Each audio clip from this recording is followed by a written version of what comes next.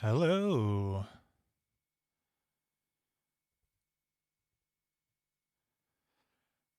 Hey, what's up?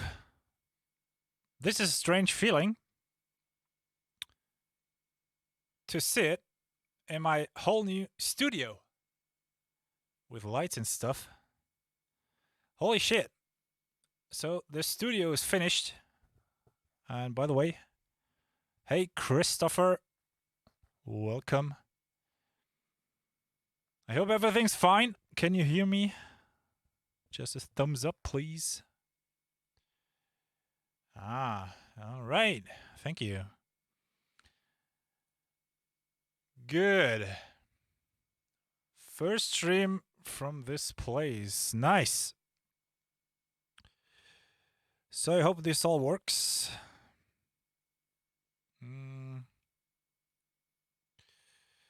Let's check.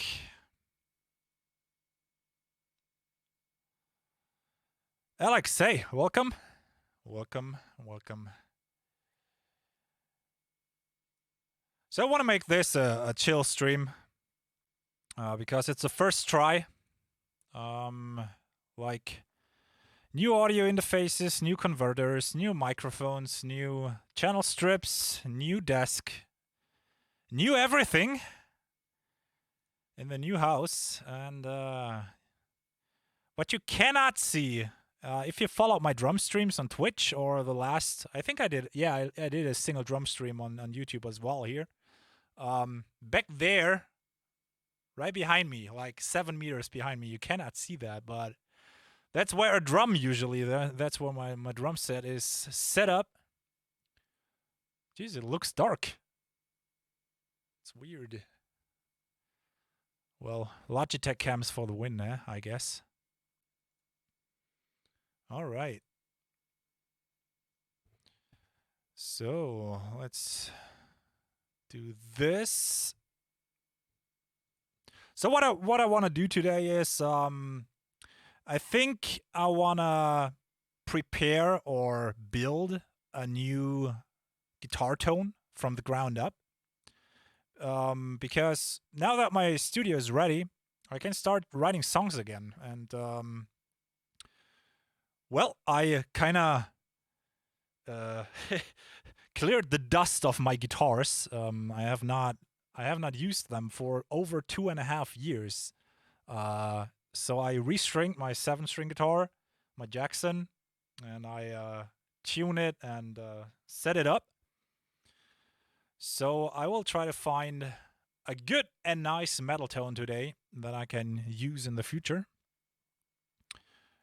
And if you have any questions, if you want to know something about mixing, mastering, whatever, just ask. I don't want to make this like a really nice performing stream. I just wanna chill here, talk to you guys a little bit, and see how far we can go with the new guitar tone. So let's fire up Reaper.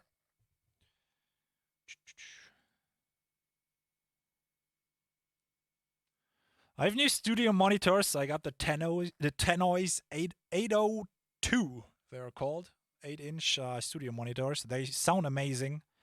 I compared them to like the good old Yamaha, the HS7, and the what are they? The Adam A7X, and I think not only price wise but audio wise, the tenors are really great.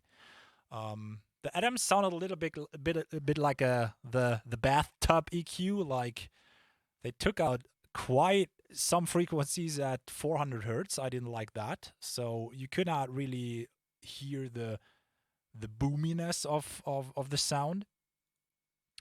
And the tenors really excel at that.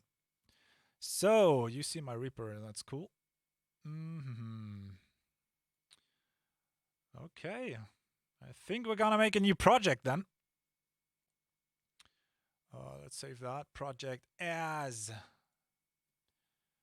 Let's go for guitar tone, whatever. What a name. All right. So let's see. An input channel.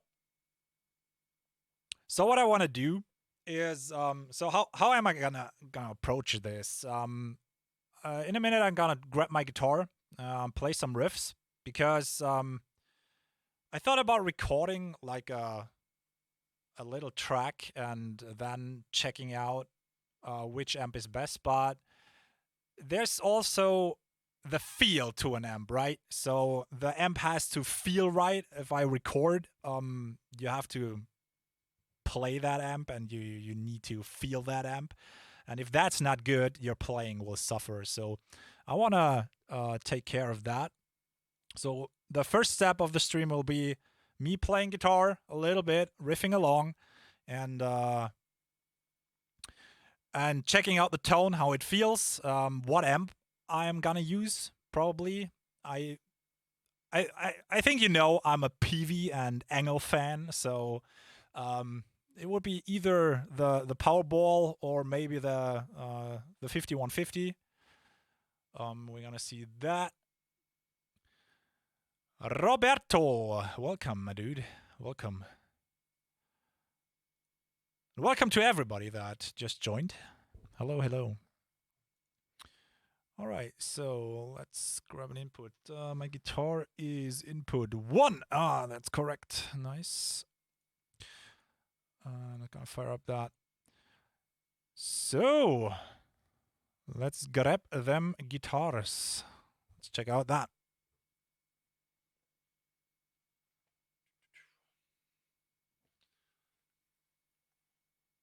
So basically, that's my Jackson. I think you've seen it. I think I have a bigger right there. You've seen this guitar before. I've recorded the album with it.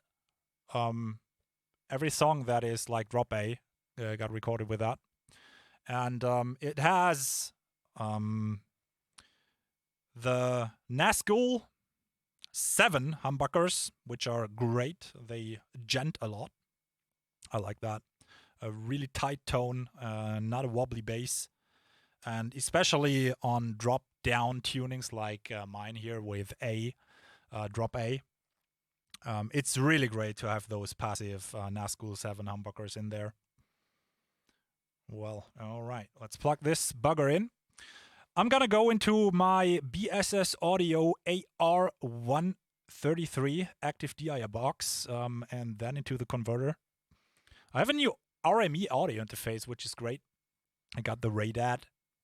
Great audio interface. And yeah, let's check that out.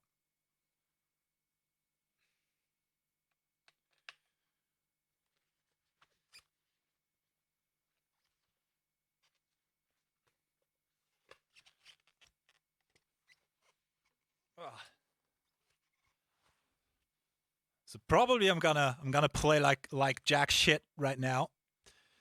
Like I said, didn't play guitar for like 2 to 2.5 years with my like motorcycle crash and everything in between.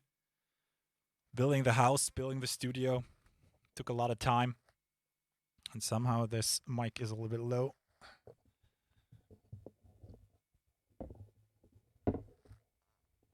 All right. So we need a sound. Let's do monitoring. All right. I hope you can hear this. I really hope you can hear this. Can you hear the guitar? All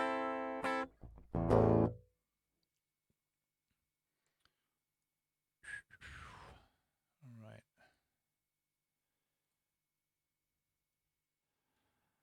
Let's hop into a plugin. I think I'm gonna start with the TSC X50 because it has a 5150 sound in it.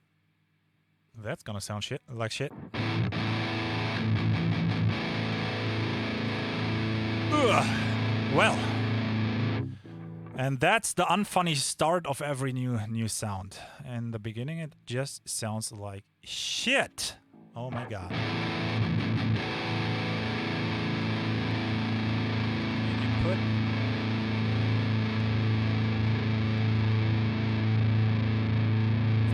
go for 8 dB. The TSC X50 really takes a lot of input gain.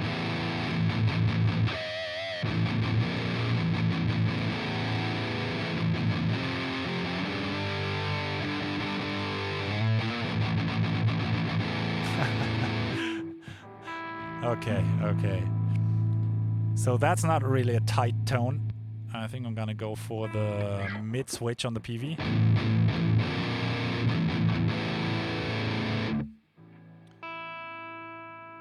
And I want to be able to switch out stomp boxes and amps and caps very quickly. So I'm gonna open up a new TSC X50 instance. Ugh. Shut up. So in one single instance, I'm gonna implement the stomp boxes, and in the other one, the amp, and in the third one, I'm gonna go for the caps. So basically, in the third one, I'm gonna enable the stomp boxes only. In the second one, I'm gonna go for the preamp and the power amp, disable the caps, and roll back the input gain. And in the third one, I'm gonna only enable the cabinets. And I think I have a go-to cabinet here.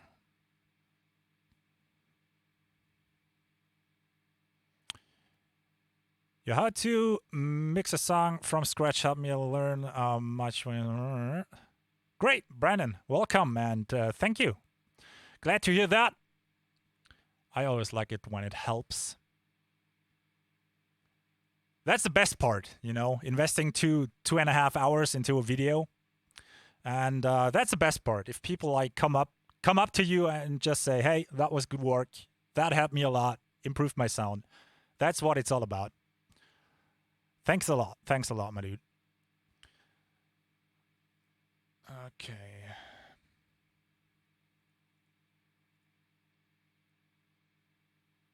All right. So we got that sound again. Just distributed on all 3 instances. So the first thing I'm gonna add here is a noise fighter. That's like the normal noise gate of the TSC X50. I'm gonna go for a fairly high noise gate value, like minus. Let's go for minus 55 to begin with. Maybe even a little bit high. Low. Check out 50, maybe.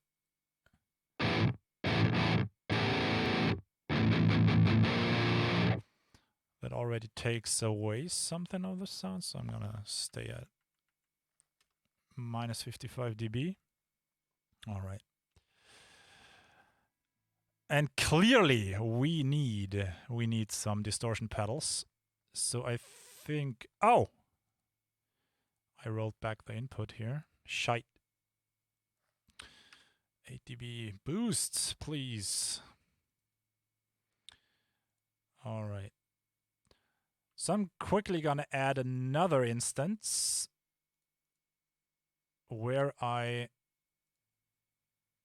gonna go with the stomp boxes, and I'm gonna add in to start with, I think I'm gonna add in the TSC, the 808s. See how that sounds.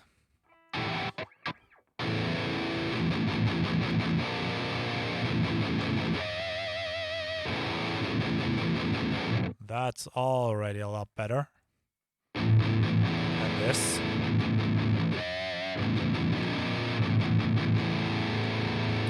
And by the way, while playing, the great thing about this microphone here is it has a cardioid characteristic. So my monitors are behind the microphone, and you should not hear anything of the monitors through the microphone. That's the great part. I don't need headphones. I can listen through my monitors. I think that's great. So you all also should only get the raw sound of the guitar. with no like phasey microphone stuff in it.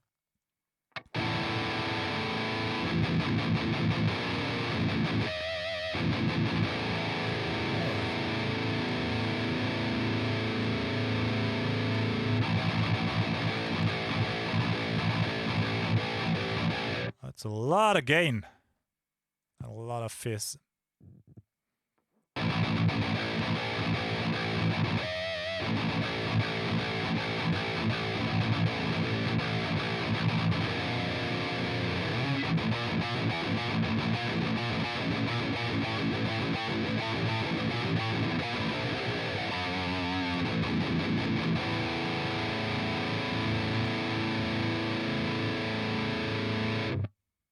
A lot of low end here. I think I'm gonna go for different cabs because the default cabs of the X50 are shit. It's like the Helen cabs. I don't even know what those are, but I can load my own IRs here. So I got the 3 Sigma Audio Guitar Impulse package, and from that, I'm a big fan of the Angle 4x12 cabs. So let's choose like maybe the... I think I'm gonna use 2 IRs actually. Whoa!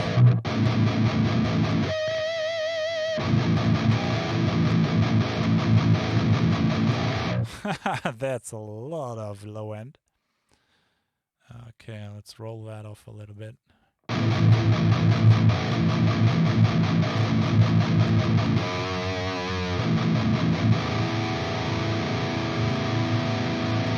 Do you plan doing a new how-to video in the near future? Like, it's always worth doing a new how-to video if you actually have something you can present. So for the last 2.5 years, there was nothing I could present because I was building the house, I was building the studio the last couple months, and now I kind of first need to build content again, you know? And right now, I'm building the guitar tone maybe for the upcoming songs. And if that's done, like, I'm starting right now. This is the first day ever since I'm in my new house, since I made music, right? So when I'm done with the new guitar tone, there's a high probability that I will present that as a how-to on YouTube. Sure. And there will be a tour about my drum kit.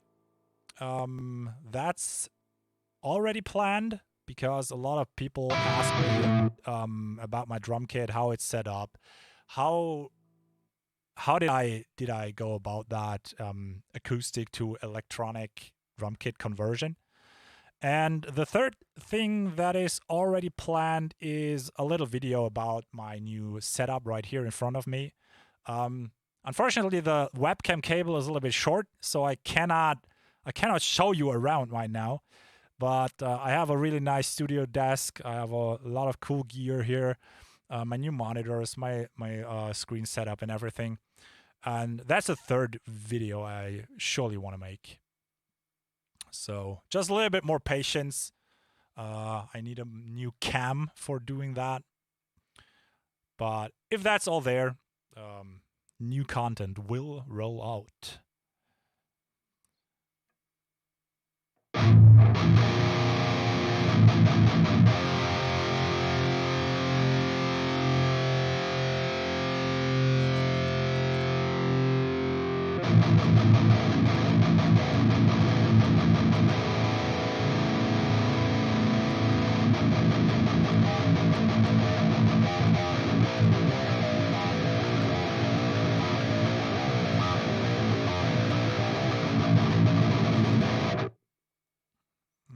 Still a little bit low. Okay. I run into this problem a lot, that we have way too much low end in amp, and I want to try something new here. I had an idea because usually every distortion pedal has the kind of tone knob right there, right? And I wanted to try something totally new.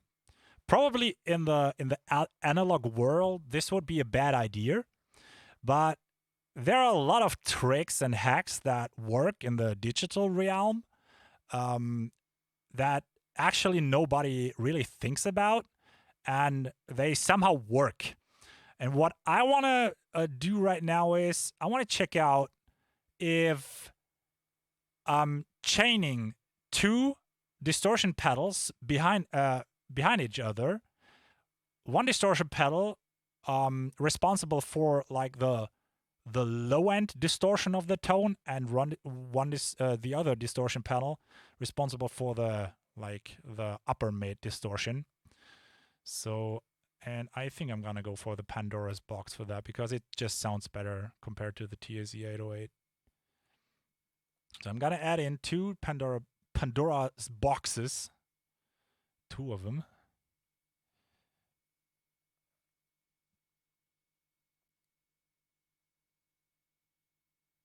Oh, good point.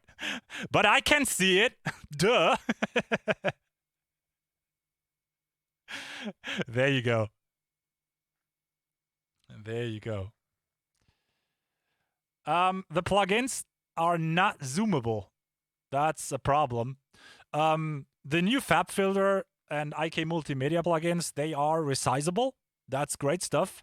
Like if you add in let's do, for example, a Q2 from Fab Filter, you can go like that, and it scales with a window. But the stupid TSE X50 is not doing that. It's like older tech. So we have to get along this way. All right, so that's without distortion. So what I want to try now is I'm gonna raise the outputs, just boost the signal. See what happens. Oh, that was a little bit too much, right?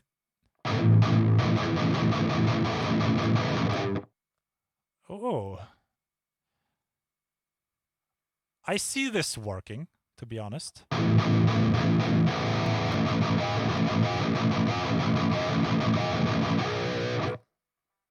If you disable the distortion plugins, you can clearly hear the low end reappear.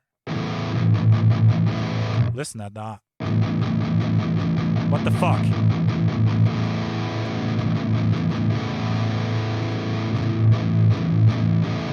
That's disgusting.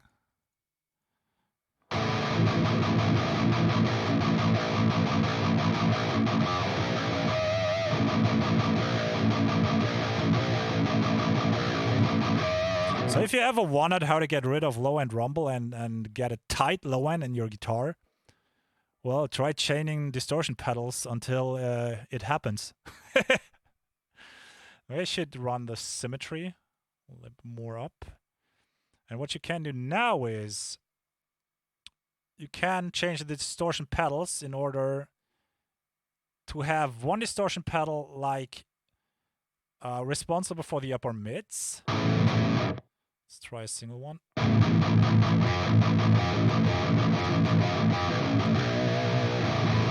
And the other a little bit lower. Let's take the low end out.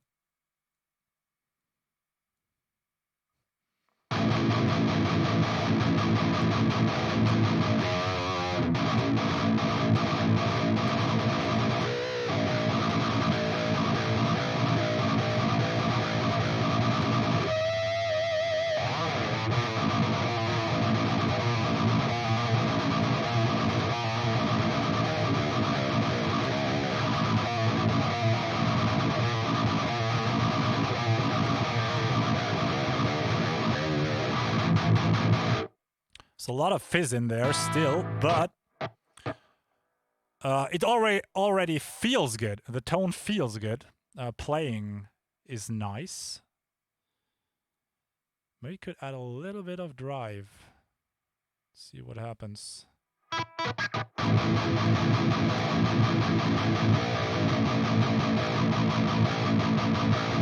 Gets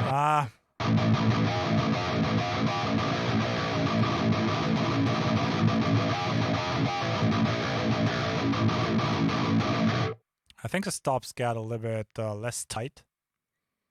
Gets washy.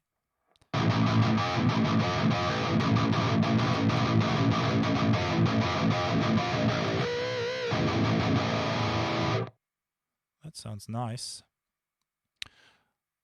Maybe it's more suitable to adjust the gain on the input of the amp.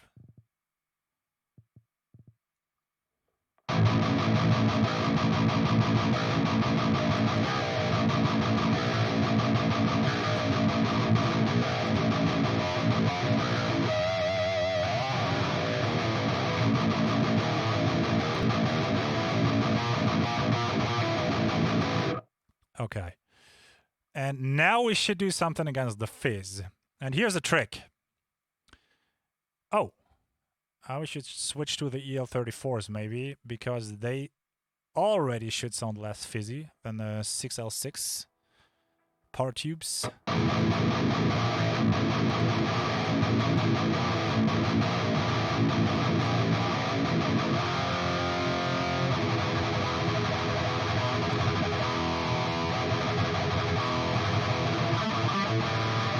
Whoa.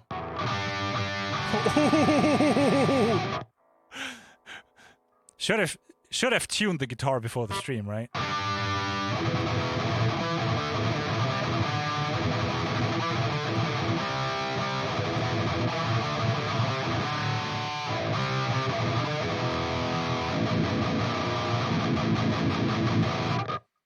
All right, so here's a little fact, okay? Fun fact number 1: fizz on guitars is in 95% on all cases or all amps located at 4K. Let's prove that. I'm gonna add in a Pro Q. Make it bigger. So we're gonna find the 4K area. And I want to make a dip. Let's see.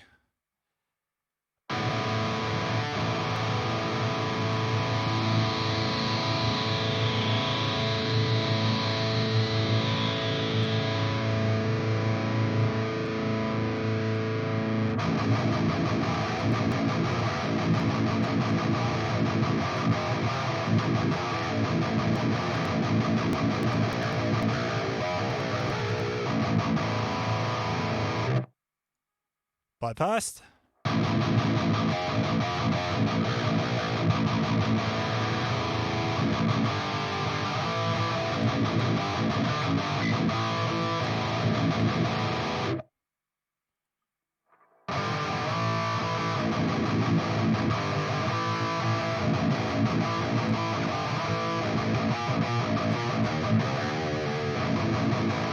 That's a lot better in my opinion. Could even go a little bit further towards the 4K.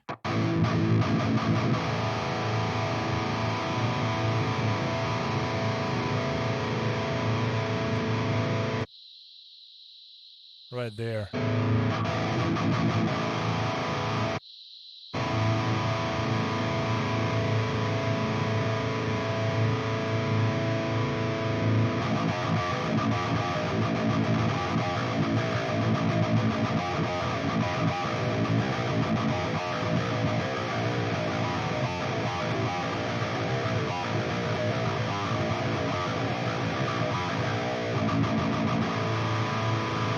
That sounds not bad.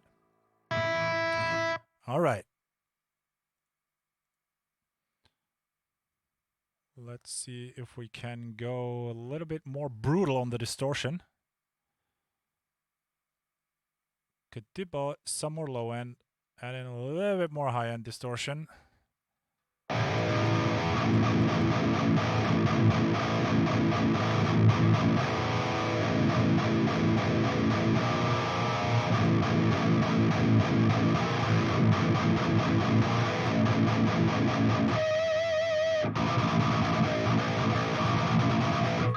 So can you hear that overtone on the palm mutes on the low strings?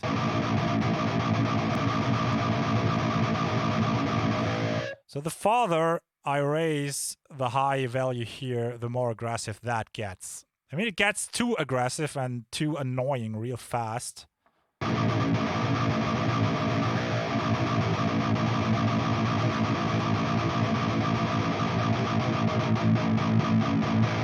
That's already too much.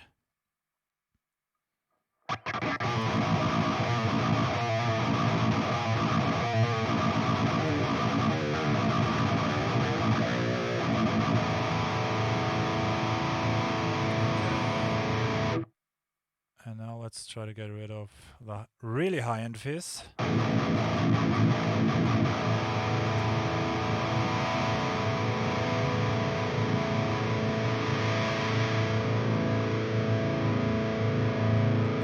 I'm a fan of lowering the treble and substituting it with the presence.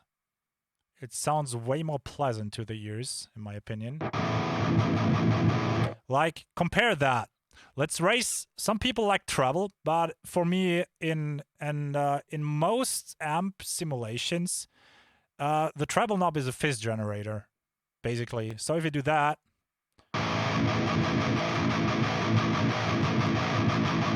basically what you have is a fizz generator, right?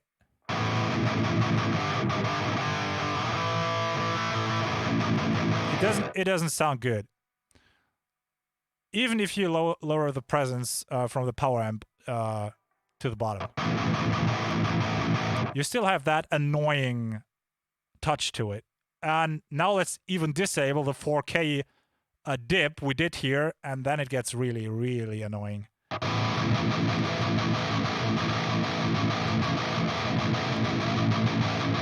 So that kind of sounds like bias effects. Shots fired. So let's do it the other way around. Let's pull down the treble and raise the presence instead.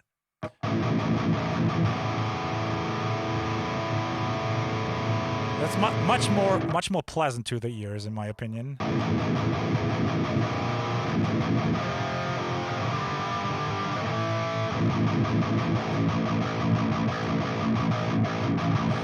And if you now want it, or if you're now like, now a little bit of treble is missing, it's much more appropriate to like add in post EQ and adding the high end in or the air in with a high shelf or on a broader band, because the treble knob of the amps usually have a quite narrow band around 4K, and that's sounding kind of annoying. So let me try putting in, for example,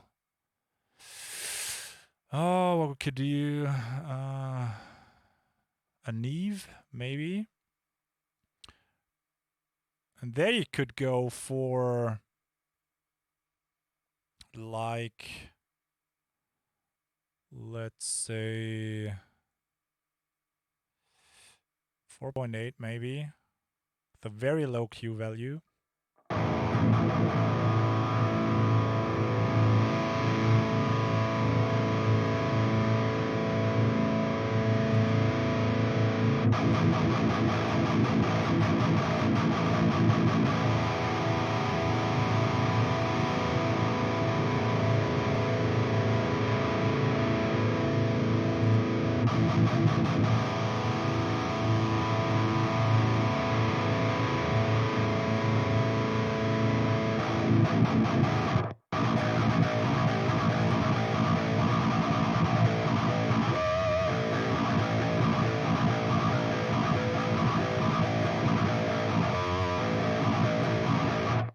That sounds way better compared to adding in the high end through the treble knob, to be honest.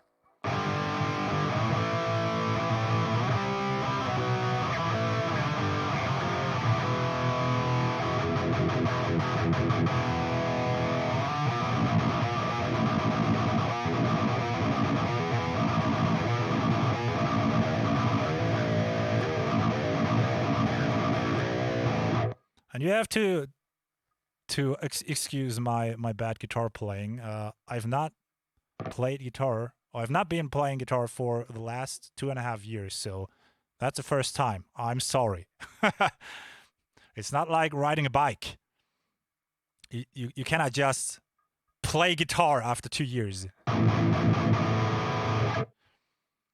right, that sounds pretty good.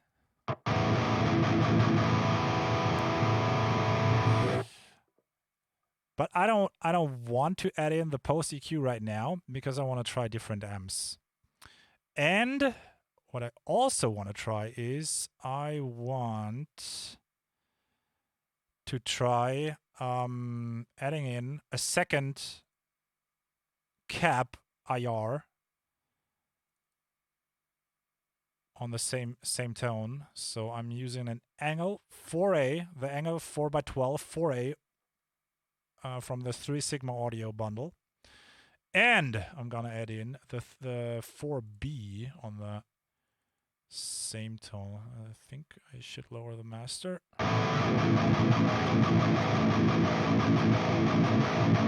That adds a little bit more grit to the sound.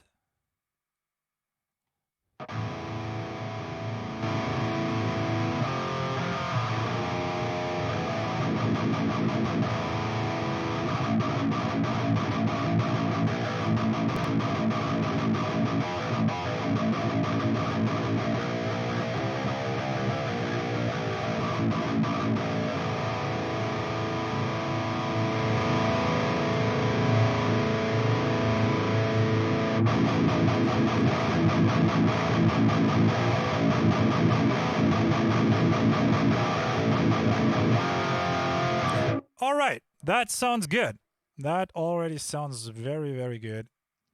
So we got two Pandoras, two Pandoras in a row, which looks awkward, but sounds great. So what I want to do now is I want to see if I can find an amp that sounds different, but also good. So the whole time we fiddle around with the PV. That's a 5150 copy.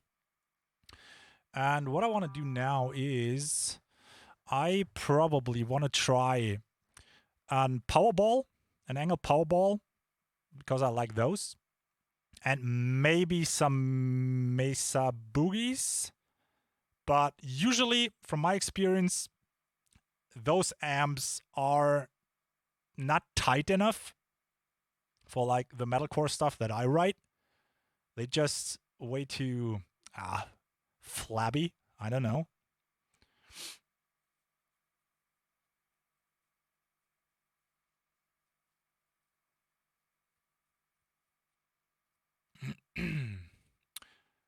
Hello, hello. Hello, everybody that just joined. Let me read the chat real quick. The plugin with the 11 rack got... But honestly, I mean, the 11 rack, I've never owned it, but I've tried it. And the 11 rack, especially the distortion amps, the high gain amps, are very, very, very fizz heavy, in my opinion. A lot more than the usual suspects like the TSE X50 or IK Multimedia's Powerball.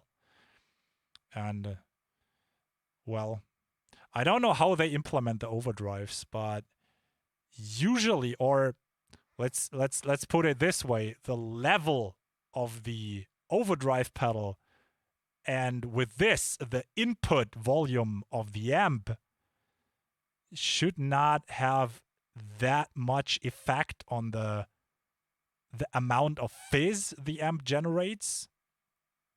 I mean, sure, if you raise the tone knob of the distortion panel, there is the possibility to like increase the fizz a little bit, but it should not get out of control. Usually you drive the amp input to gain more more distortion, right? But not necessarily to increase the phase.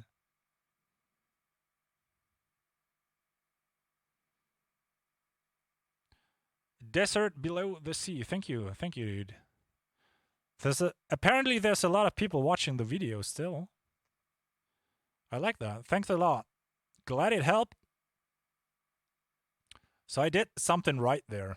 That's cool. And hey, Anik, there you are. Who doesn't like the angle Powerball?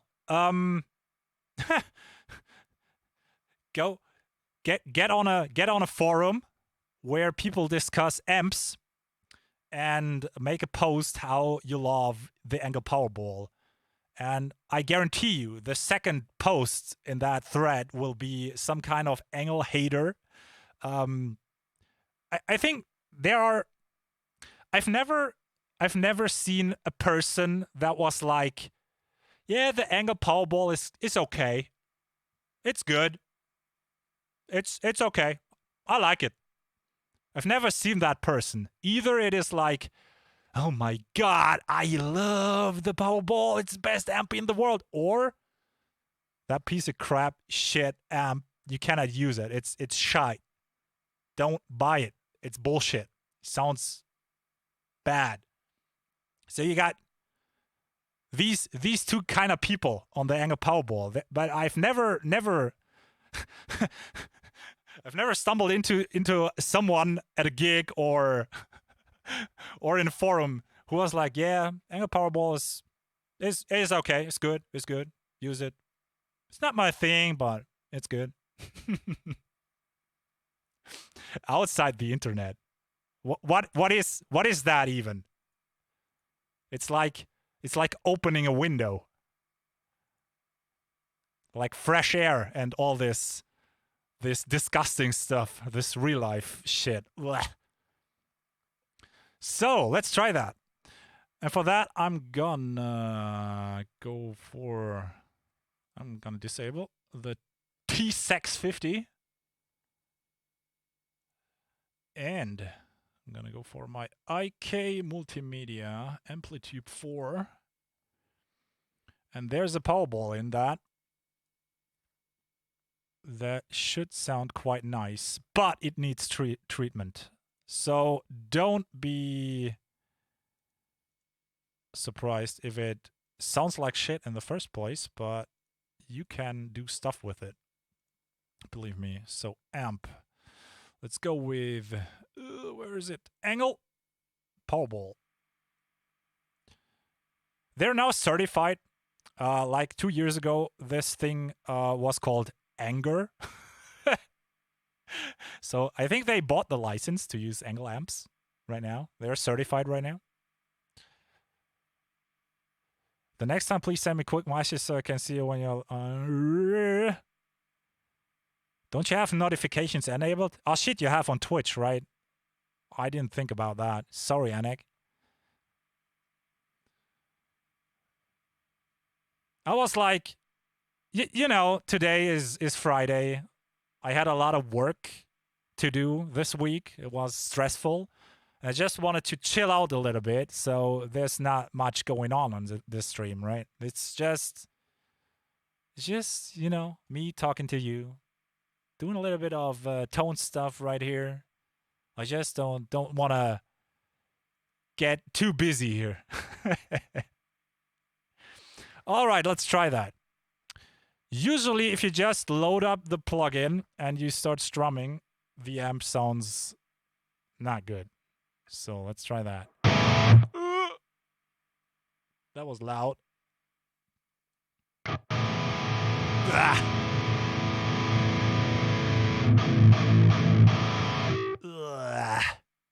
That's disgusting.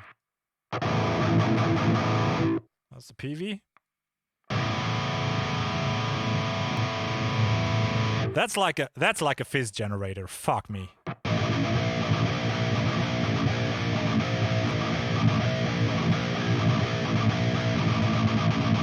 Oh shit. All right, let's go to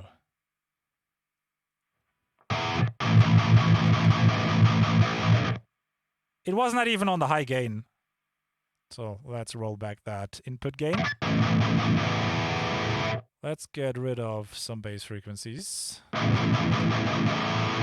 Let's get rid of some treble. Let's get rid of the low response punch. Let's add in a little bit of presence. And let's see what sounds better, open or focused. Woo! Woo!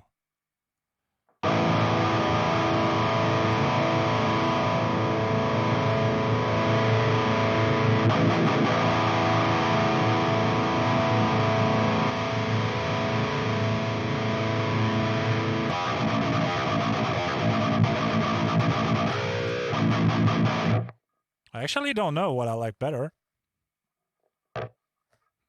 That's the necro sound. we had this, Anik. We talked about that. Not gonna happen.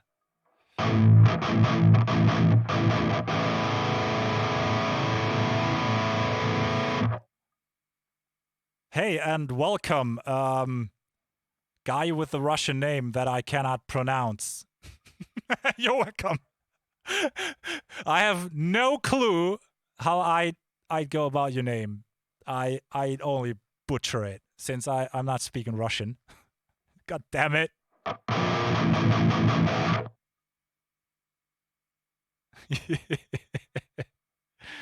All right.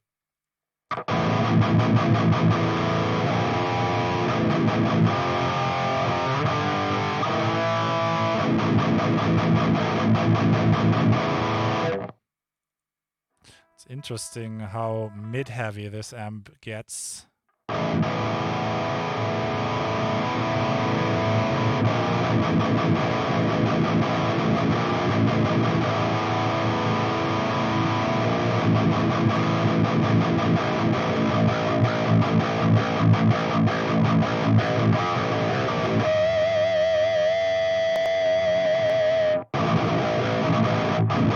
I kind of like this sound better compared to that, because that's like the death metal fizz machine.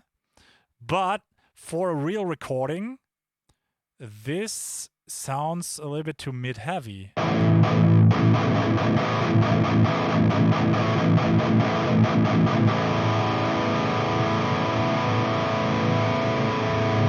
a little bit much.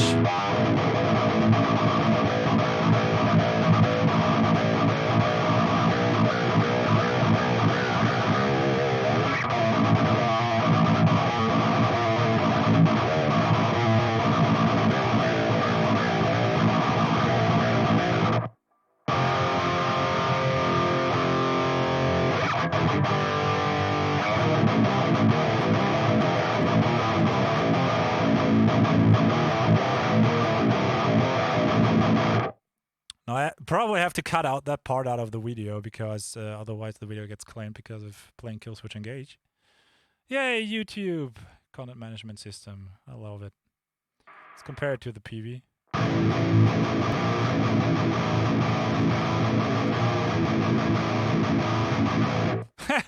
And suddenly the PV sounds like a little kid trying to play guitar.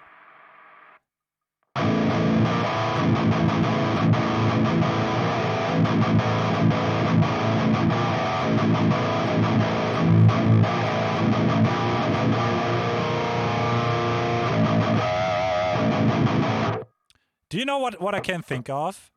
Currently, I'm thinking of if you record a song, you probably could put the PV on the left and the angle on the right, or vice versa, because those two tones get along pretty well.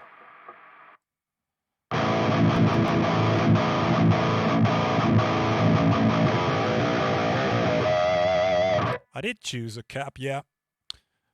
And guess what? I went for the angle. I mean, we can check out what we have. Usually, a a good start is also the Guitar Hacks impulses that ship with T650, but they are a little bit fizz heavy.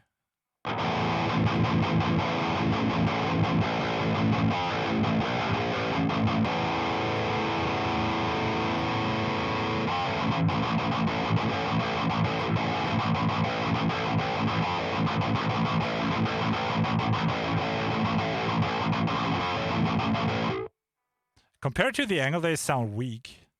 I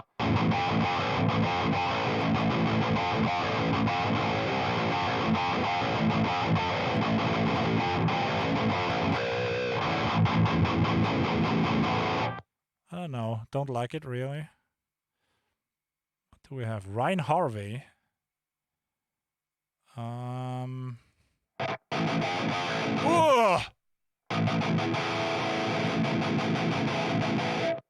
No. Frozen Sun Audio. Whatever that is. Oh, it's Mesa caps. So here we got the V30s probably.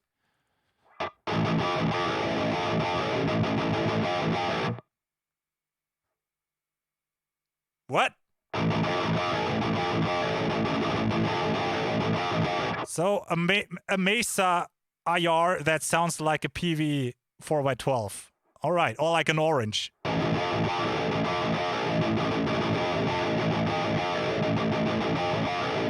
That sounds like an orange 2x12. What the hell? I don't even know what's in here. Rosen Digital. Ooh, the good old Rosens. That sounds like a Mesa.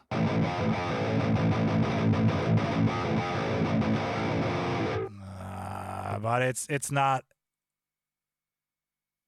Orange Crush. Don't like the oranges. Don't like apples and oranges. No.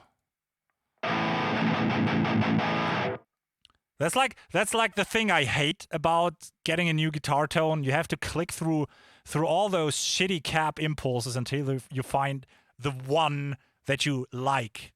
And usually you click through hundreds of them to find like 2 IRs you can choose between, right?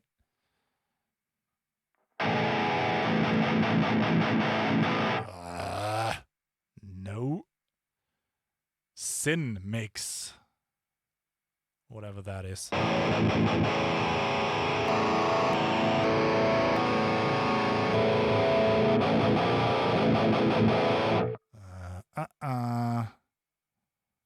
Chop tones. Angel. Oh, it's an angel.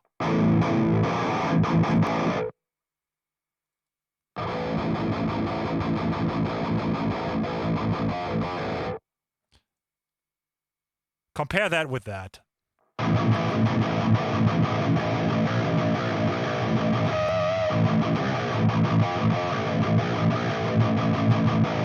There's so much more body and just oomph to it in the IR.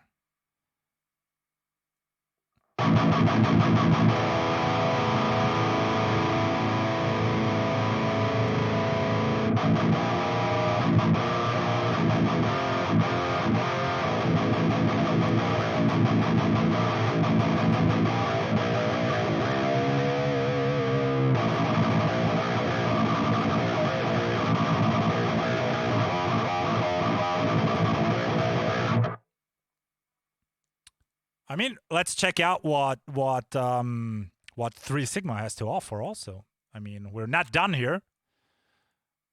We have I have the complete 3 Sigma bundle. So we have every fucking thing here. Oh god. What do we have? We have Ampex, that's not guitar. We have the Bogner. Überschall. Let's try that. Bogner usually has good caps.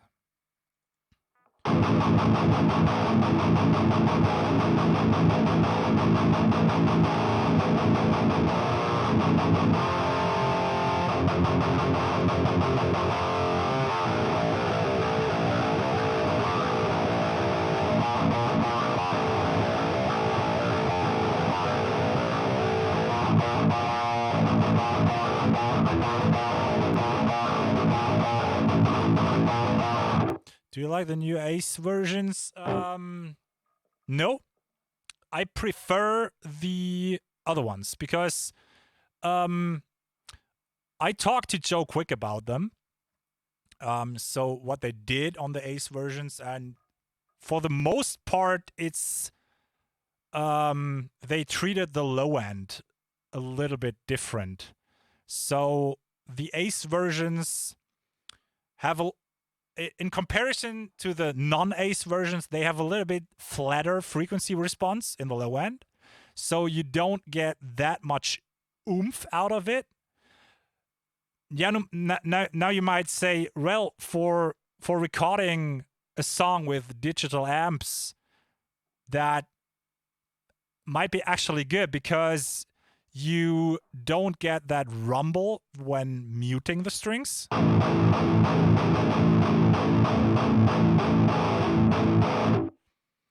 Let's try that. Let's choose the exact same Ace version. Can you hear that? Probably YouTube just encodes everything away so you don't hear it, but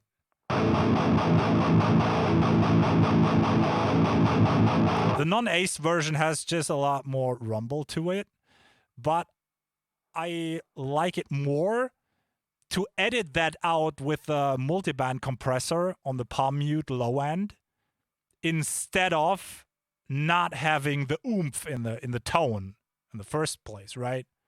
So the Ace versions is like choosing a weaker tone that is probably more compatible for a mix, but it doesn't have that much life and oomph to it. And the normal versions, you have to treat them a little bit, but in the end, I think you can make them sound better. That's at least my experience. So that's a Bogner. Doesn't sound bad at all. I like it. What do we also have? Like Black Star. Isn't that a quite cheap company? Black Star? They make like cheap combos, if I remember correctly.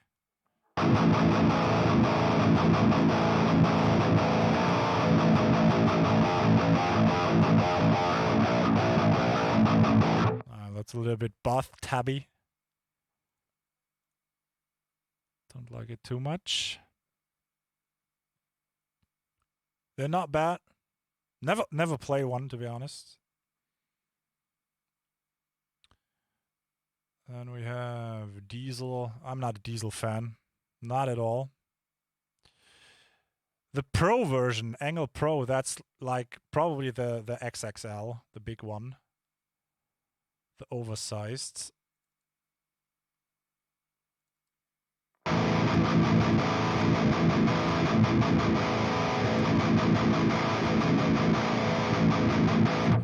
There's no definition in the mids. Don't like that one. Is there some PV stuff in here? Port City. PV, 4x12. Now it gets interesting.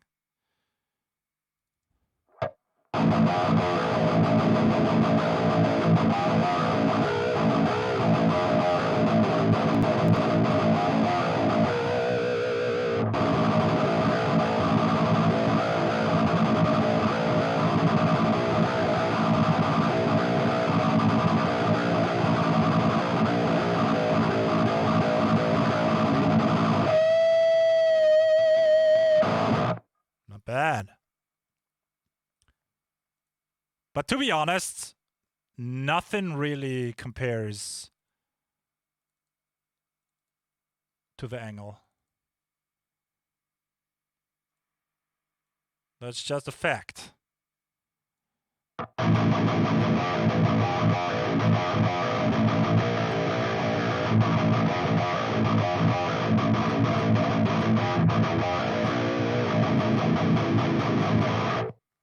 Currently, that's not the TSE, by the way. That's the Amplitude 4 Powerball emulation.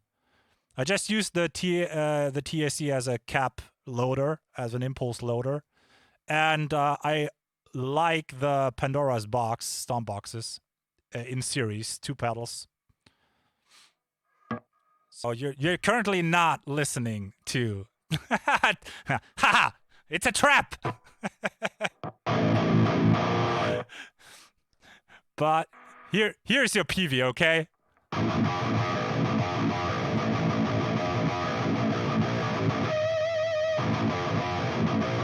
Now you can say you hate it.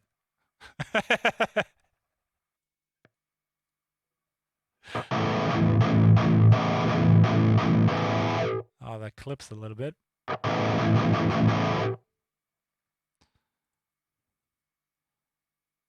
right. I think I'm gonna stick to the angles.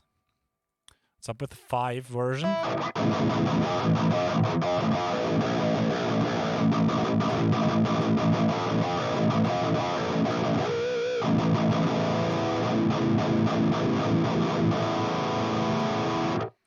Like, I've demoed the Mercurial, the U, what is the U530? Is it the 530? And the SS11X emulations. And since I'm not a huge Mesa Boogie fan, I don't really like the SS11X because it's I have that might also be a personal thing, but I cannot get a whatever Mesa emulation I have, I cannot get it tight. With the exception of the Mark IV. Like a dual rectifier or triple rectifier, it kind of doesn't matter how many stomp boxes or distortion pedals I put in front of it. I never get a tight sounding guitar tone out of that with a good and balanced low end. It's like always that boomy, open, muddy. I mean, well, now you might argue, well, that's what the rectifier does. Duh, idiot. But I've heard a lot of good gen tones, really, really tight gen tones out of a dual rectifier, and I kind of wonder how those people do it, because I could never replicate one of those sounds ever. Archetype by Neural DSP. No, never heard of it, to be honest. But back to the Mercurial. The Mercurial U... What was it? 530. That's the Engel preamp, right? The tube preamp. And the TSC also has this preamp in it. And what I realized when I demoed it, the TSC, let's load it up. The TSC X30, well, that's the U530. It looks the same, right? It doesn't have a power amp originally, but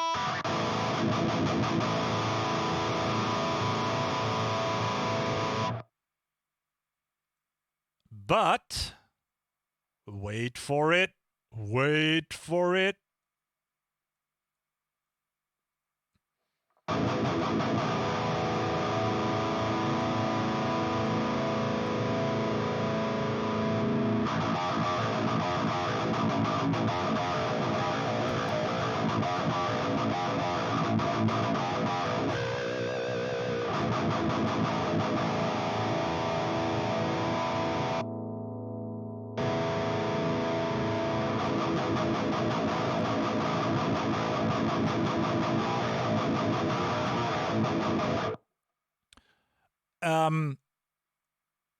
Unfortunately, I uninstalled the Mercurial already because, to be honest, I like the X30 better than the Mercurial.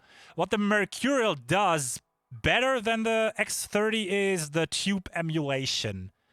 It feels like while playing, especially palm mutes, the feel of the tubes, like that grit to the sound, that feels way more realistic.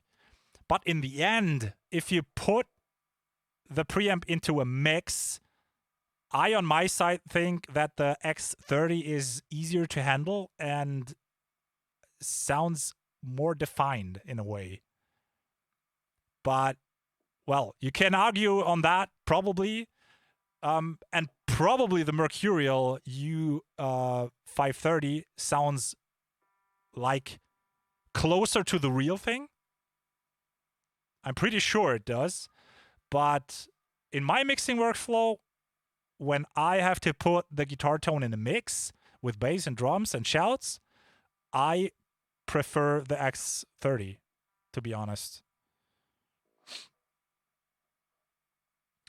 Yeah, the Mercurial has a power amp section, but it's fake. It's also a fake power amp section. I don't know what they faked, but well, the original U30, the 530, Jesus, that name, the U530 doesn't have a power amp, so I don't know what they were like. Oh, we need a power amp. Let's do something, huh? Let's put some 6L6s or EL34s right behind it. Does it work? Yeah, okay. That's kind of the thing, right?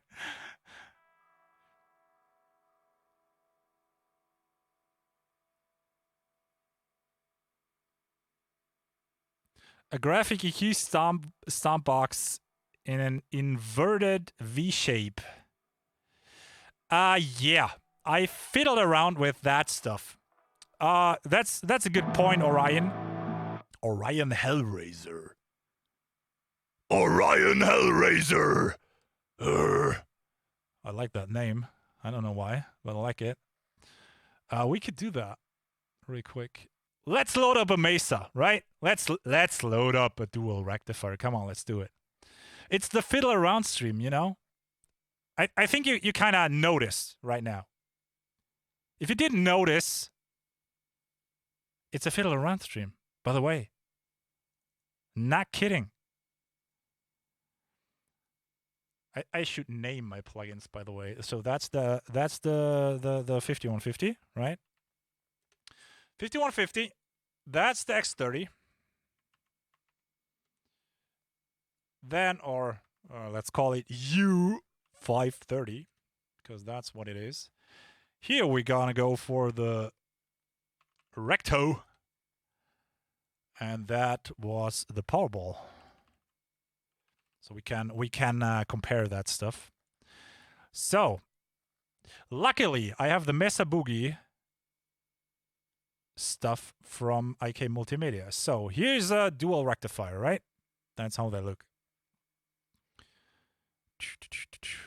Archetype is more like a prog metal tone. Ugh.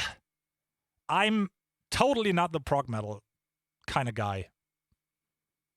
Even though I'm gonna go see Dream Theater in July, but that's a different story. I don't like their music, but I want to see professional musicians on stages. That's kind of why I go there. And it's my city, so it's like 10 kilometers away. So why should I not go see Dream Theater? Have you tried the Kazrox amp VSTs? Yes. I don't like them. I don't like them. Like, the only one I made work was the...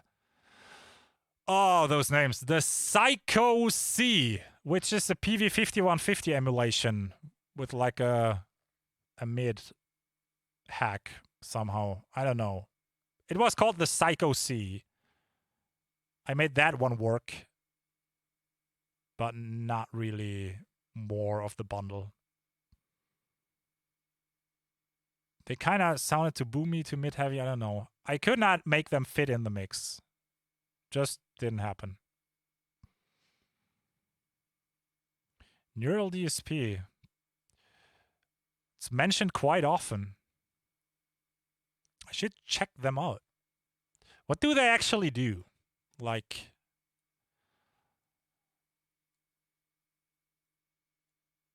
Hello? Can I get like a fucking browser window? Right.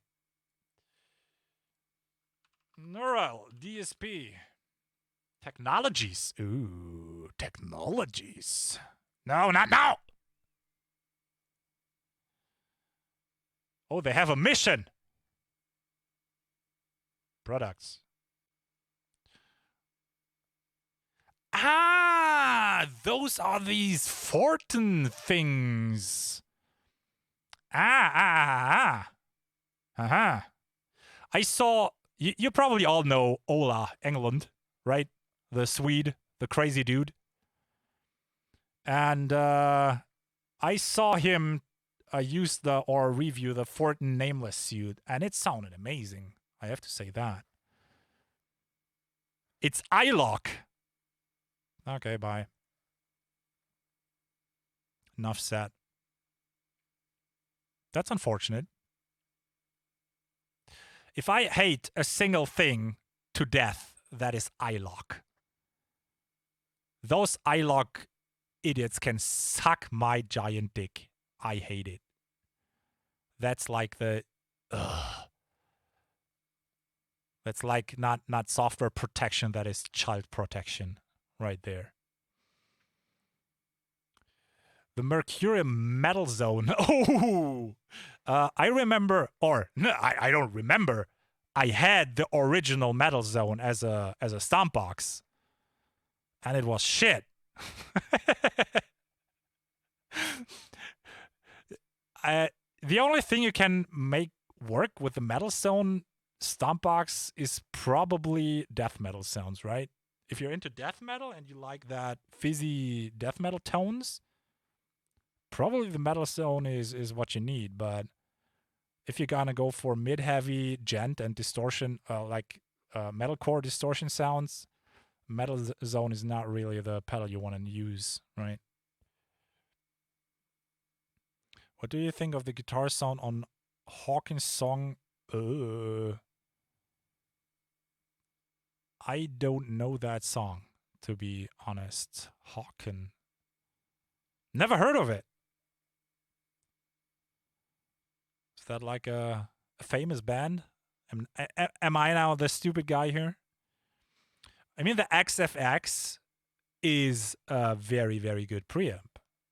And a very versatile preamp. Never owned it myself because fucking expensive. But I heard good stuff about it. And I mean, if I'm not mistaken, the whole Periphery 3 album is recorded with the XFX too, right?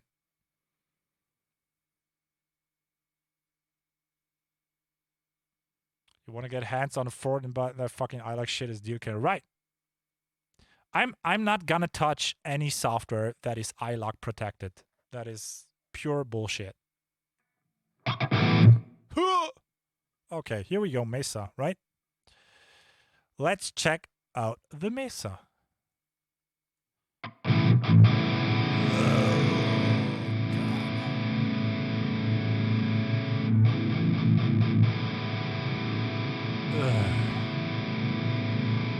Welcome to the boogie world.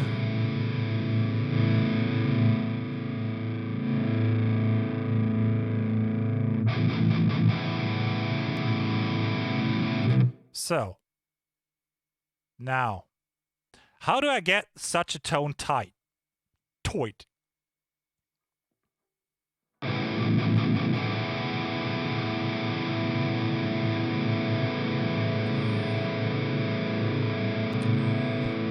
Whoops. So, oh, you don't like Periphery?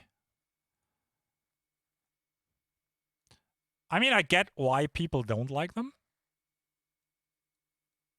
Because the music is very, very... I think... how do I put it?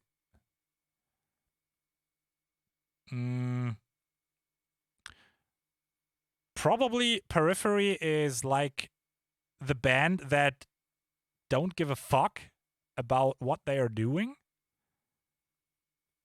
in every periphery documentation you can watch on the internet, you hear the guys say like, "Hey, we are making music for ourselves. We don't give a fuck about our fans." Not literally, but music wise, right? So they're not like the band that are like, well, these two kind of songs from the last couple albums worked and people liked it, so let's continue with that style of music.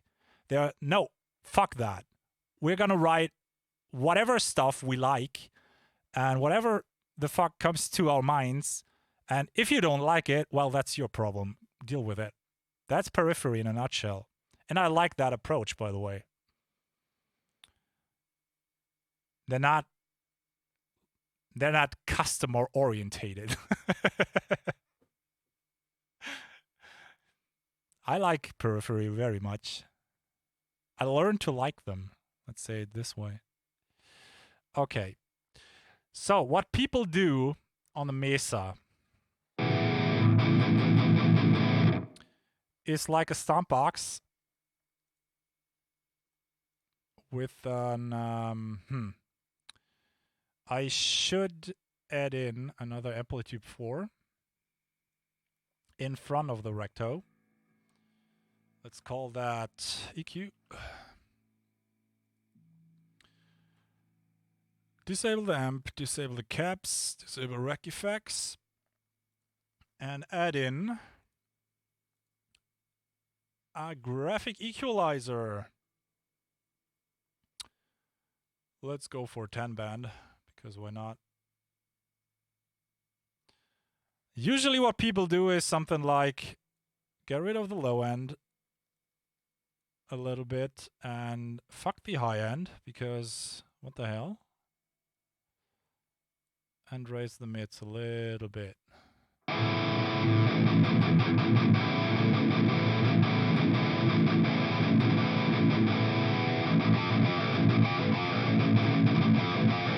But to be honest, it is tighter, you know?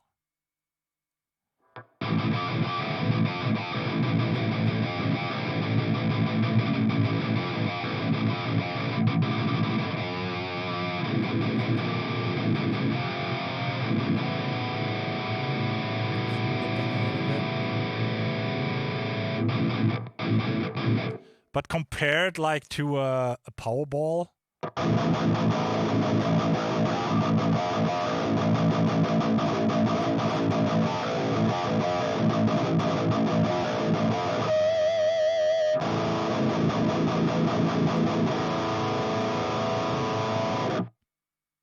no, you don't do the bathtub thing.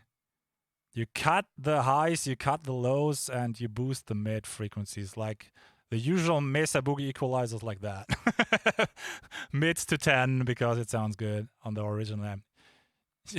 And an inverted V would sound like, well, Anek, here you go. We're gonna do that.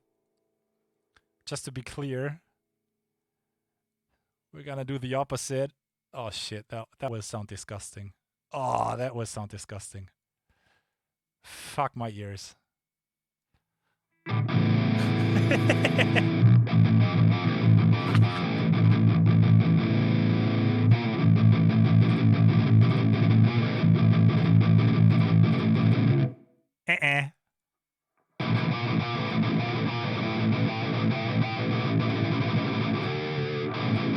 Uh-huh. But not as good as I wanted it to be. I surely prefer the Powerball.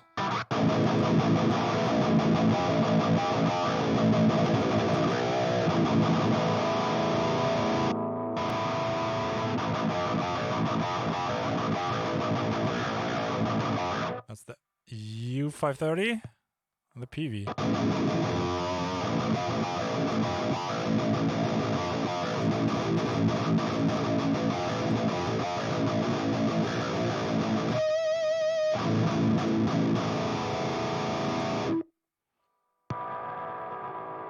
I think my go-to will be the Powerball, probably.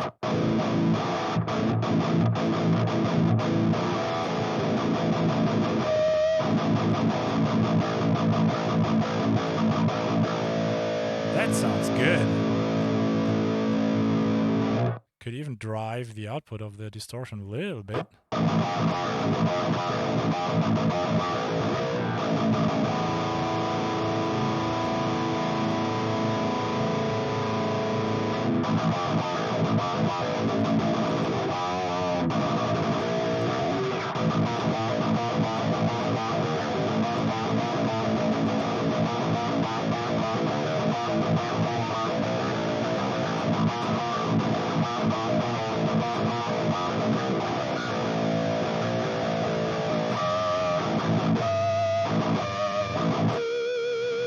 Huh.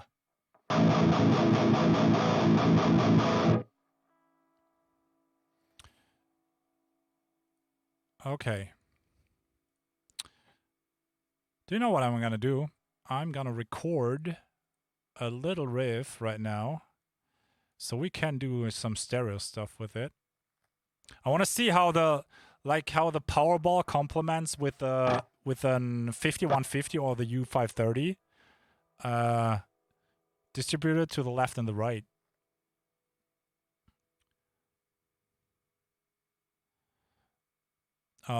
The signature pickups.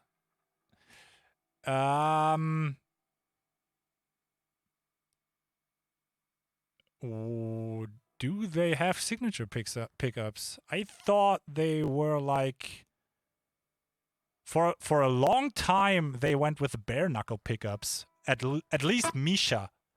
I don't know about Mark and Jake, but I thought Misha was rocking the bare knuckle passive pickups. Probably not anymore. I mean, that has been a long time.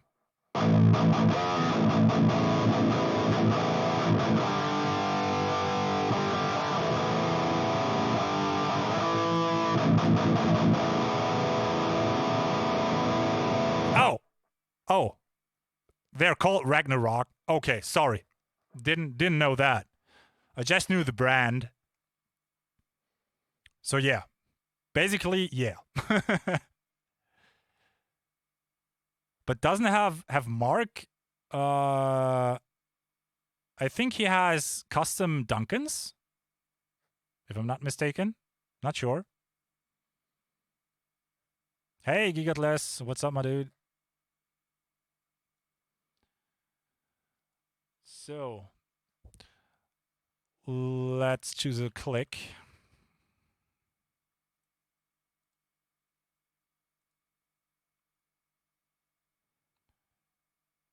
I quickly wanna record a riff that I can loop. Can I get this right? Okay. You shouldn't hear the click that loud as I do.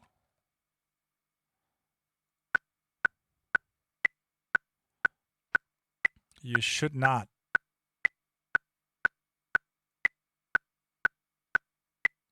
All right. Is that a good tempo?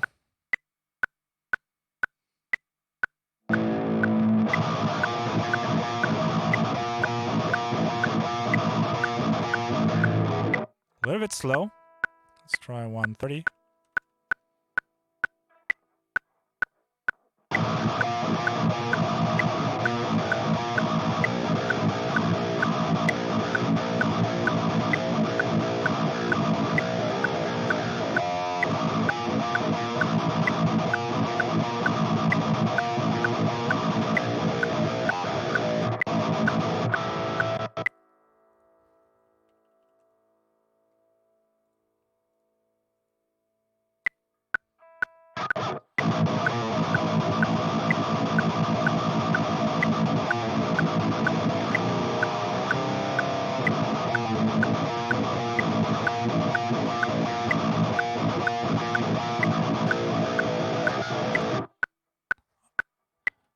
I really want an open string part in that tone, so I can compare the amps properly. clicky, clicky, click, right? I hope it's not too loud for you. If the click gets annoying, just tell me, please. I can even, you know, on the RME interface, I can send you a total different audio setup than to my monitors. And I already decreased the click for you, like 6 dB. Should be good.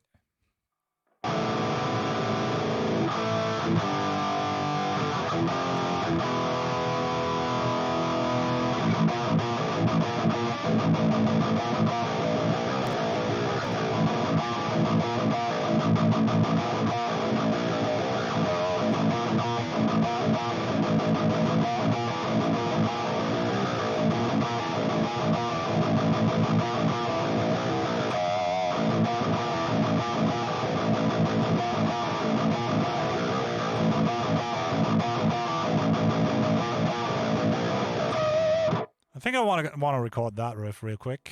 Let's check out the tempo.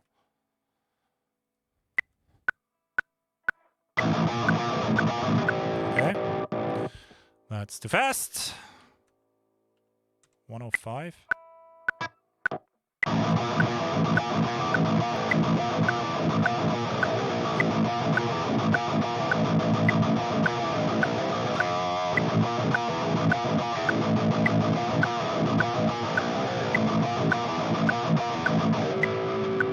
That's a little bit too fast, but here we go. Okay. 100 it is. Please give us elevator music. What? No. No. No Schlager on this stream. Like an elevator where a bomb exploded on top of it. It's like falling into the abyss. Okay, I'm just gonna loop record that riff real quick, so we have some stereo material we can work on. Because then all the amp fiddling will suddenly make sense, hopefully. Adversary is going doom. Officially, I'm Satan now, right?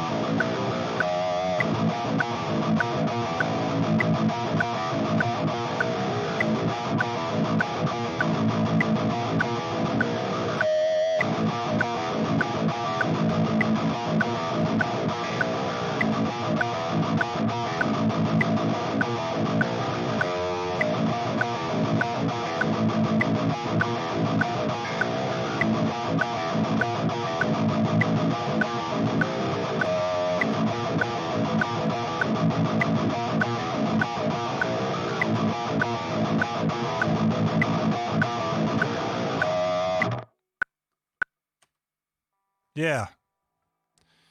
If you don't play guitar for 2 years, that happens, right? Let's cut those parts.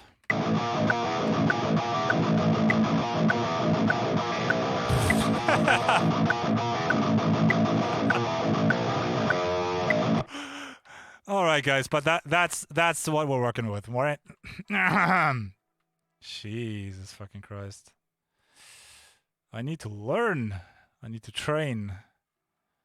Fucking hell. So let's duplicate that track. All right.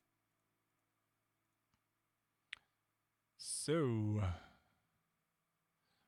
now let us do that and that and that and that.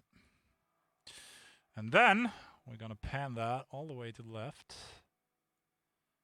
We're going to pan that all the way to the right.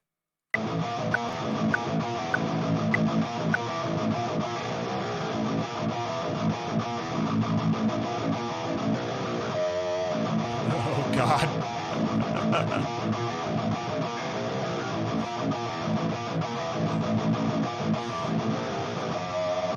No, we don't fix that in editing. All right.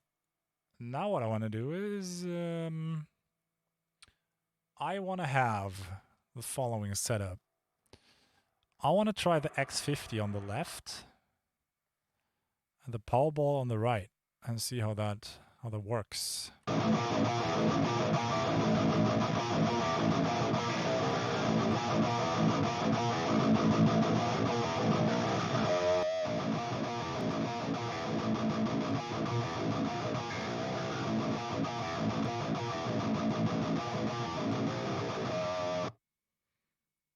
Okay, let's give the PV the PV the 4A and the 4B impulse and the Powerball.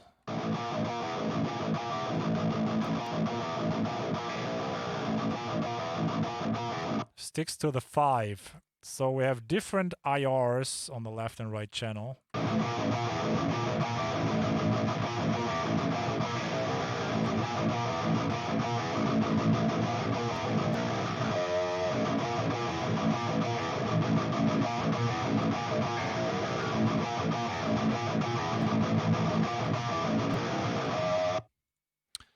How does open string sound?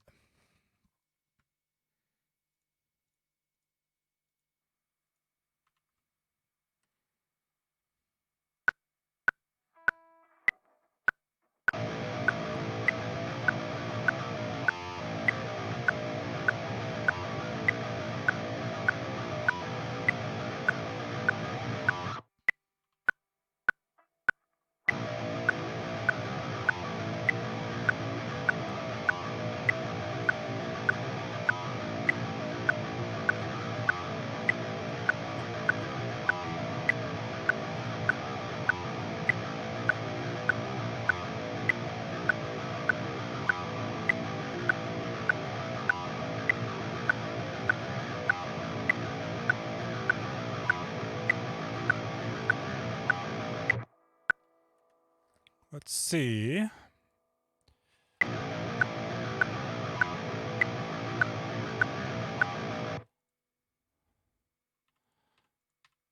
Let's do it this way. Da, da, da, duh. And duh.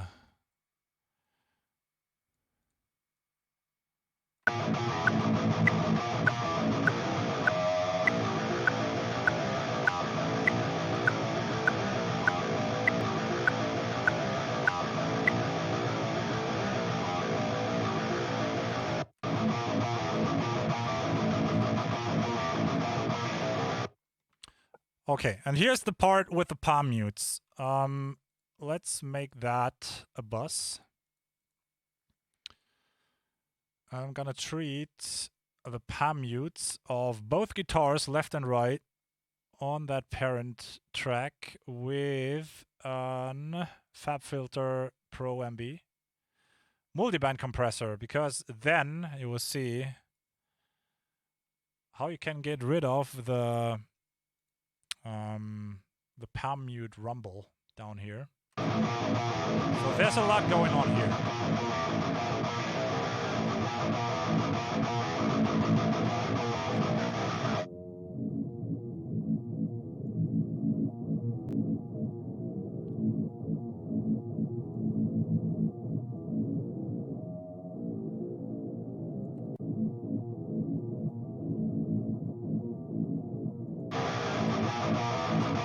So I want to find a setting where the multiband compressor does nothing if open strings are played.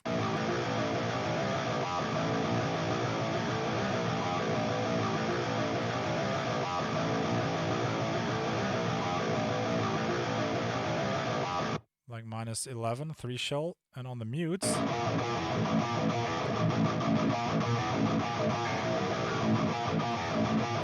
So there you go.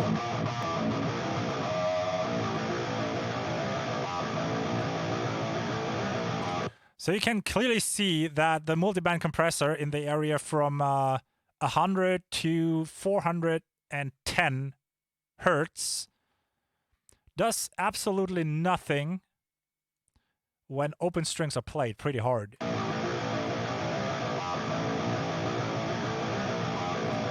But if you play palm mutes, the low end gets a little bit wobbly. So we add in this band on the multi-band compressor, and we are at a threshold of minus 11.6, okay?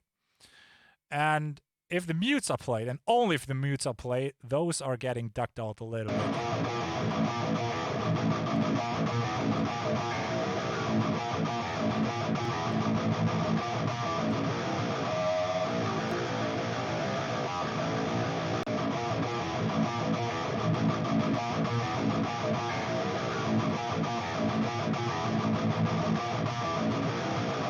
That's way tighter. That sounds good. Okay, let's see what we can do with some EQ maybe. I mean, I don't have a mixing context right there, but I just want to find out how we can fine tune to get a feel for the tone, you know. I think it's a little bit boxy.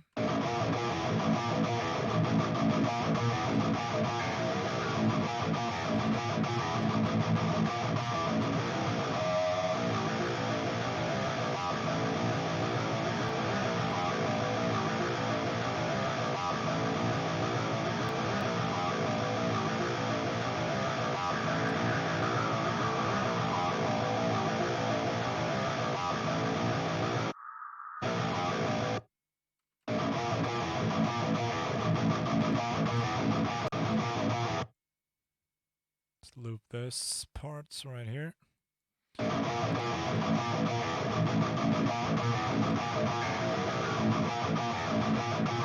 we need a low pass to get rid of the very low rumble here. I'm gonna go for a slope 24 dB per octave.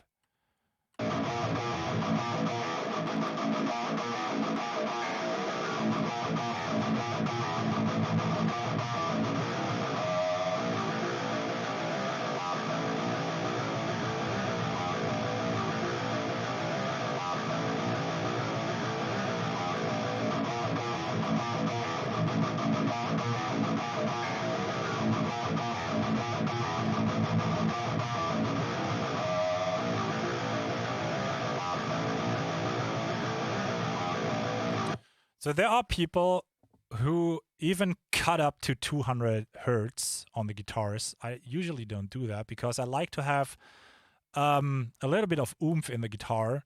Because if you write a song and you have a part with solo guitars, you have two options. Either, or the first option is you have a general guitar tone that already has some oomph in it, like you don't cut. You don't make a high cut up to 150 or 200 hertz because then your guitars get very thin and nasally. You could work around that. If such a guitar tone sits right in your mix, okay, but you needed to automate that band to the lower side when the guitars are soloed. So if you have like drums and guitars playing without the bass, then you would clearly hear that the guitars are lacking low end. But I usually like to mix my guitars with some low end oomph in it, not the sub low frequencies like below 80 hertz, but on this tone I feel like if I go up to 95, maybe 100 hertz, the body of the guitar doesn't really change, so the sound stays fat and you know, the body is there. If I go higher, the guitar loses energy. So we are now at 95, and I can raise the frequencies a little bit to make that clear. So that's 95.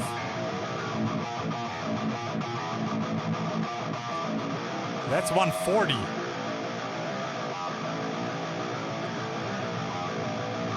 95 again.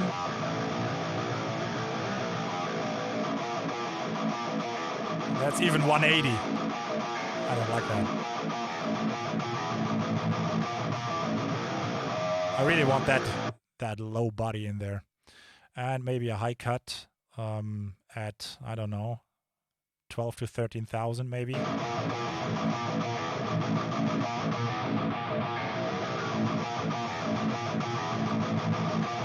11.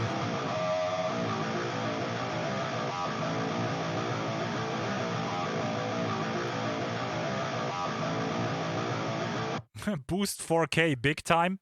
I mean, there are people that don't know that 4K on guitars nearly all the time sounds shitty, and that's why.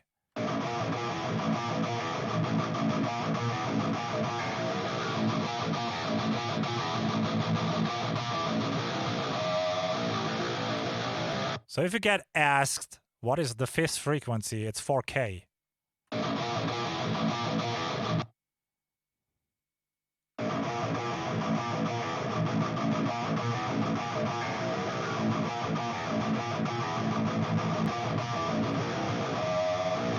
That's without the EQ.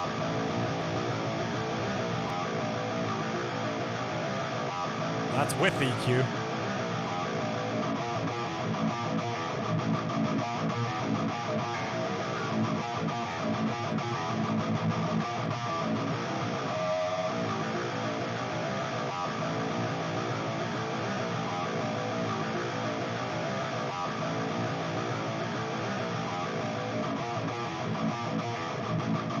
Should make them the same volume, left and right channels, by the way.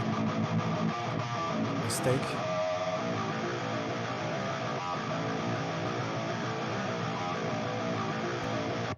So here's the sound again without the multiband compressor and the Pro Q.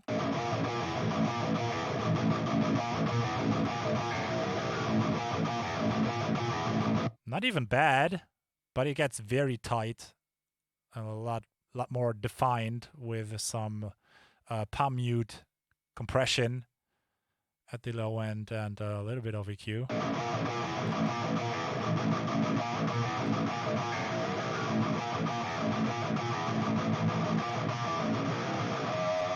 I really like that combination of the 5150 with the Powerball. I've never tried that before. I really like it. Because the 5150 alone sounds a little bit thin.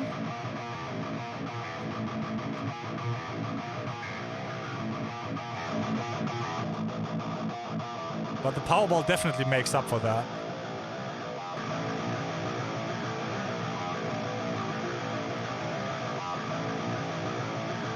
I like that.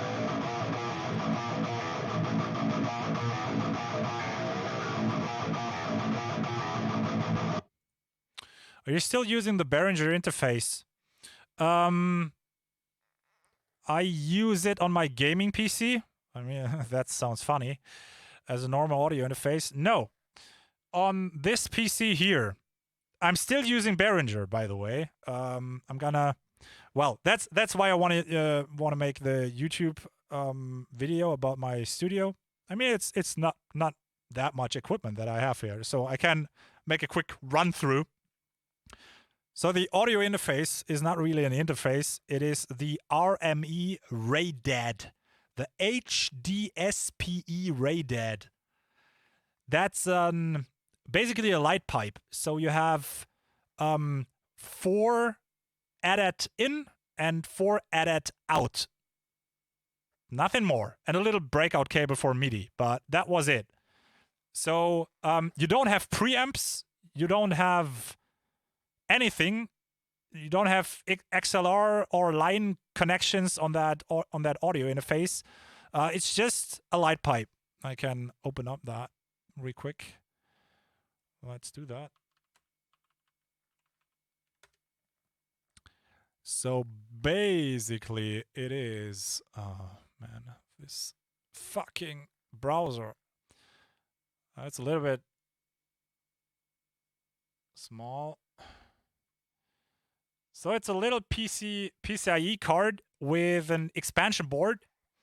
And well, and you can plug anything in there. That's the good part. So the bad part is, well, you don't have any preamps, so you need to buy those. Now, I need something to plug into that, and that is the Behringer 8200 converter, which looks like that. So that guy is connected to the RME. I have 8 preamps, and those are the same Midas design preamps like on the Behringer UMC audio interfaces. And in addition to that, it has 8 outputs. So the inputs go into the RME, and the outputs of the RME go into the Behringer again. So everything is connected to a Behringer as a converter. The good part about that is the Behringer is not very expensive. You can see 149 euros for 8 preamps. I mean, the preamps are really, really, really, really good. There are a couple of comparison videos on YouTube, like the Behringer versus the internal RME preamps from I think it's a Fireface, like a 1.5K audio interface. And the difference of the preamps is marginal. So it's not even worth talking about, to be honest. The RME is a little bit more defined in the mid-range, but overall, it's about taste, which one you like more. And another good thing about this whole setup is if I want to change the preamps, like if I say, okay, the 8 Behringer preamps are not anymore, I don't like them anymore, I want to try something new, all right, then I can go ahead and buy like a Focusrite Carlet, an R-Tube 8, an RME, Mixtasy 8-channel preamp, whatever you have. And you don't don't always need a new audio interface. That always bummed me out because the RME audio interface right now is like the finest piece of hardware that's in my computer. Like the mixer software is also a phenomenal piece of work. You can assign anything to anything. You can make sub mixes. For example, this is the mix for my monitors that I listen to. As you can see, I don't have my voice coming through the monitors because I hear myself speaking. I have my DAW master, click, all separated, the Windows sounds. And for you guys, you are on that stream channel, and as you can see, there is a lot less volume going on, so I can separate those channels from each other. So I'm not bound to what you hear. That's the good part about streaming with the RME. Hey, Paul. Hello.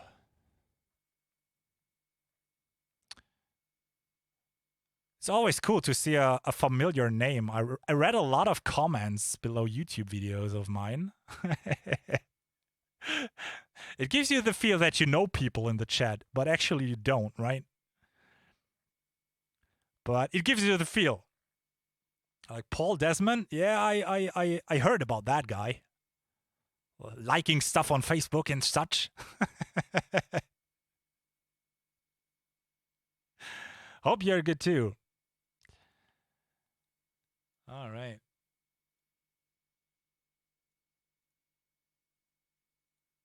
Let's close that. And my voice, by the way, is also running through Behringer preamps because, to be honest, there are these streamers on Twitch and YouTube who buy like 2,000 euro microphones or 1,000 euro microphones. Then they plug this microphone into a Behringer Xenix mixer, USB mixer, which makes 16-bit 44.1 kilohertz, and then this audio piece gets compressed down to 160 bits, kilobits, and sent to YouTube. Right. That's where you need an expensive microphone, right?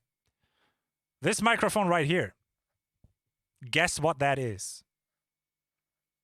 And guess how expensive it is. And it's running through a Behringer preamp, a Behringer EQ, and a Behringer compressor, limiter, and de-esser. And I think my voice quality is not bad, right? And this microphone costs $19.90. It's called the T-Bone MB 85. It's a €20 microphone. It works. I use it at my drum kit. I use it here. And guess what?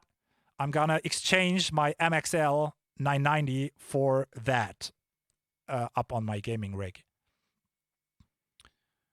Because it sounds better. And I like dynamic microphones for streaming. They don't like grab all the surrounding audio. In this case, my monitors. I don't even need to use headphones. I mean, doing a mixing stream with headphones, I did that in the past. That makes no sense. It's bullshit.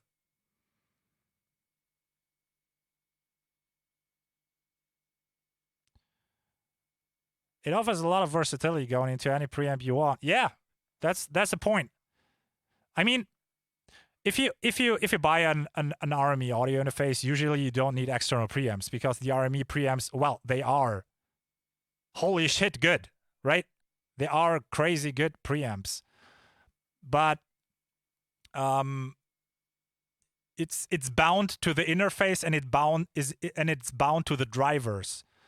Like, you know, I want this software and I want to stick with it because it's phenomenal. It's really good. The Behringer audio interface didn't have that. That's because, or that's why I switched. For a standalone audio interface, if you don't stream, if you don't have the necessity to route your stuff on hardware side on different channels, like I can route any input, any DAW channel, and even any output channel to no matter what channel I want. I can just do that, right? The Behringer doesn't have such an interface. But if you're only recording, let's say you're somebody like me, you just don't stream. You just record. You need some preamps. You need a little bit of guitar recording, maybe a microphone for vocals. The Behringer UMC series is a valid audio interface. It's also very, very good.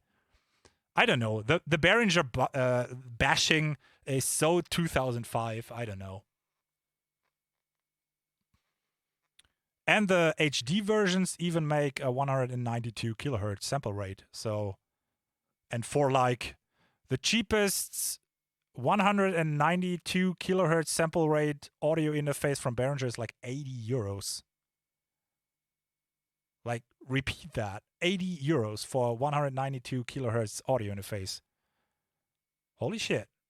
That's good stuff. You cannot argue with that. Samson? No. No.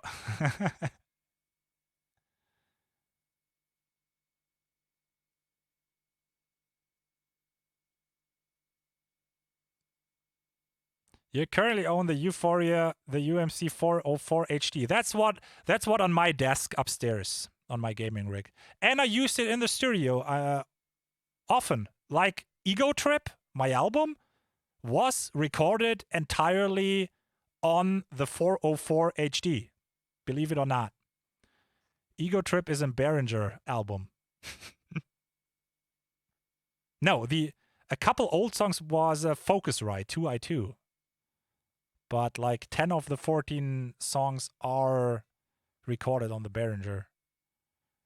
I mean, it doesn't matter on drums because it's MIDI, but the DI signal got pushed by the preamps of Behringer, so bass and guitar.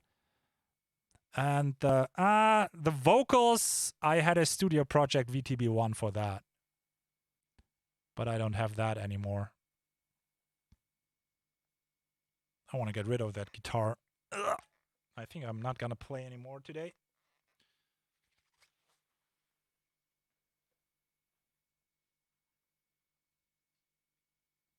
I just want to show you something.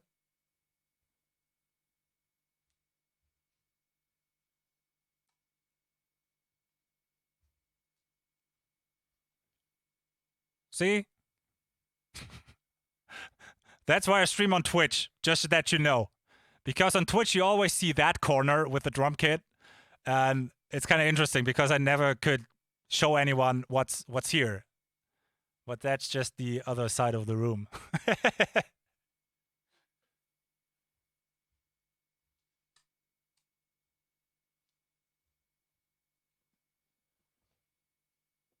And it's still kind of empty in this studio. I mean, I have all the panels on the walls, but I want some indirect LED lighting. I want like a little shelf right in the backside here.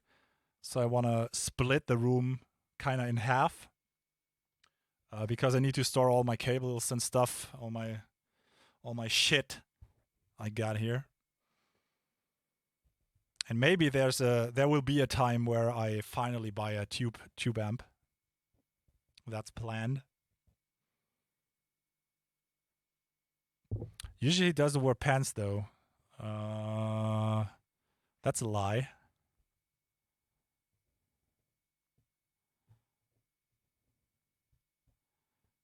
What's the PCIe card you're using? It's the it's a stupid name. It's the RME HDSPE RADAT. It's like a 72 channel audio interface without preamps. It's like $700 new, and I got one off. I don't know if that's a global thing, but here in Germany there is something called eBay Kleinanzeigen, and that is like it's separate from eBay, where you could, but you also can put your stuff in. Yeah, like you can place your articles online, but you have to eBay only does that. So there's no PayPal, there's no services around that. You have to exchange like phone numbers and you can write messages, but all the rest is you have to do, right? And I got the RADAT from that for 385 euros, which is like half the price of the new product. And it was in very, very good shape. And I mean, if a PCIe card works, it works, right? Usually, if you have like a graphics card in a PC and it works, well, it works.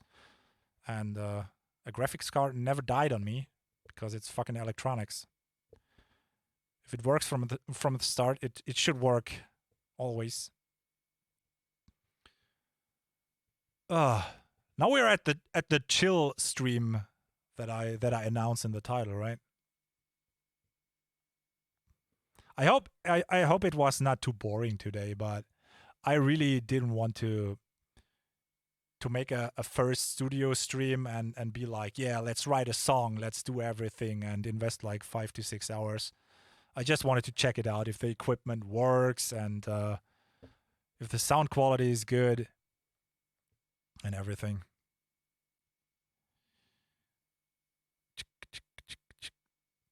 Hope Behringer is here to give you sponsorship, dude. Would be great. I would be down. I mean, still there are so many Behringer haters, but you have to admit Behringer around the like 2005, 2006, what they put out into the world was electronic bullshit. You really have to admit that. Like there was, I remember having a compressor, a dual channel compressor from like 2004. I bought that one new, and at some point in time the power button died, right? And so I screwed it open to check maybe I mean, first of all, there's not at much at many electronics you would imagine that's in there. It's just like a little PCB with some stuff on it, but that's basically it. So I screwed that thing open to check if I can like solder it together again, and I realized that it was all rusted because we used the compressor on vocals in our rehearsal room for my old band, and we sweat, right? So it was very wet in the room generally, and the Behringer kind of soaked up all that all that stuff, and it internally rusted to death. That was the quality of Behringer audio equipment back in 2005. It was amazing. That was the only piece of equipment that rusted to death in my racks. But I think nowadays it should be good.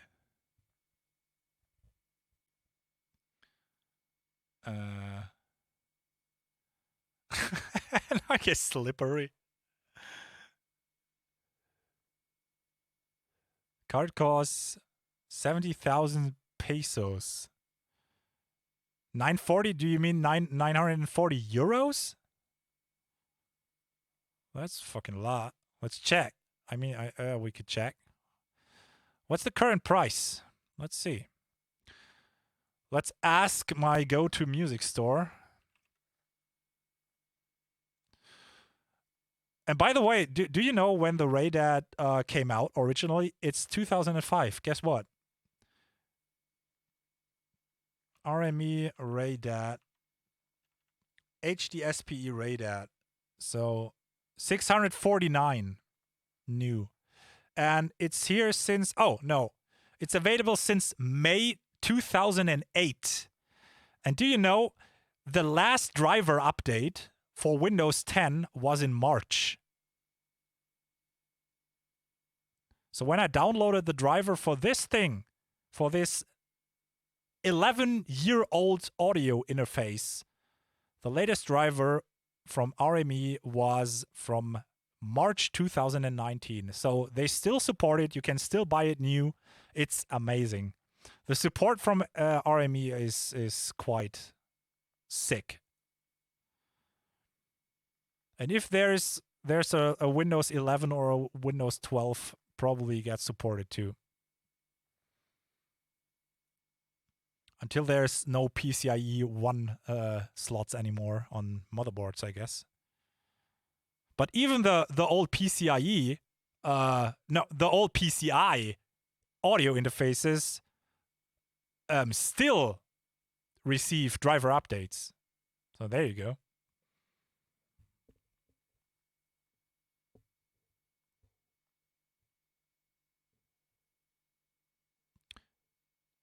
$1,250 Canadian dollar. Wow. That's a lot of money. $649 in Germany.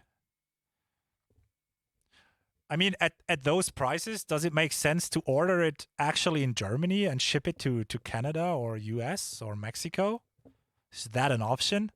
I think I asked that on a different stream.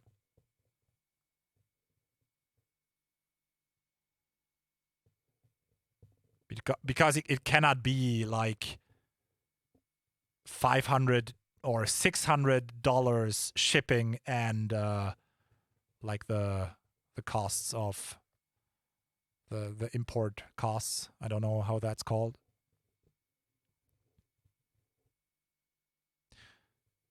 Do you think really, like, if you let's say you buy the RME for 649 euros. What is 649 in Canadian dollars? 649 euros in CAD. No, I want the other way around, dumbass. It's 978 Canadian dollars. Okay. I thought it was less.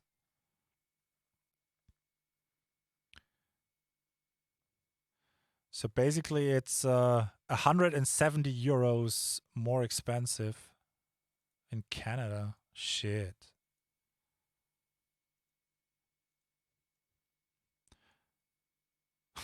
That's when I love it to be in Germany.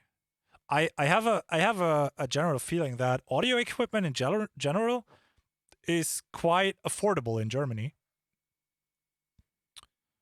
The prices are really good.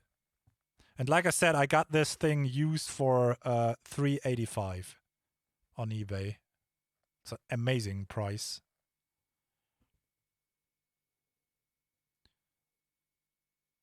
But you need to combine it with preamps. But that's the thing. If you want to exchange the preamps, like I have this one right now, but you could also go for, let's say, digital outputs, ADAT, ADAT, ADAT, ADAT, ADAT. So you could easily upgrade, like, let's sort it from expensive to inexpensive. The Army Maxtasy, 8 preamps, 4,000 euros, or 3,800 euros.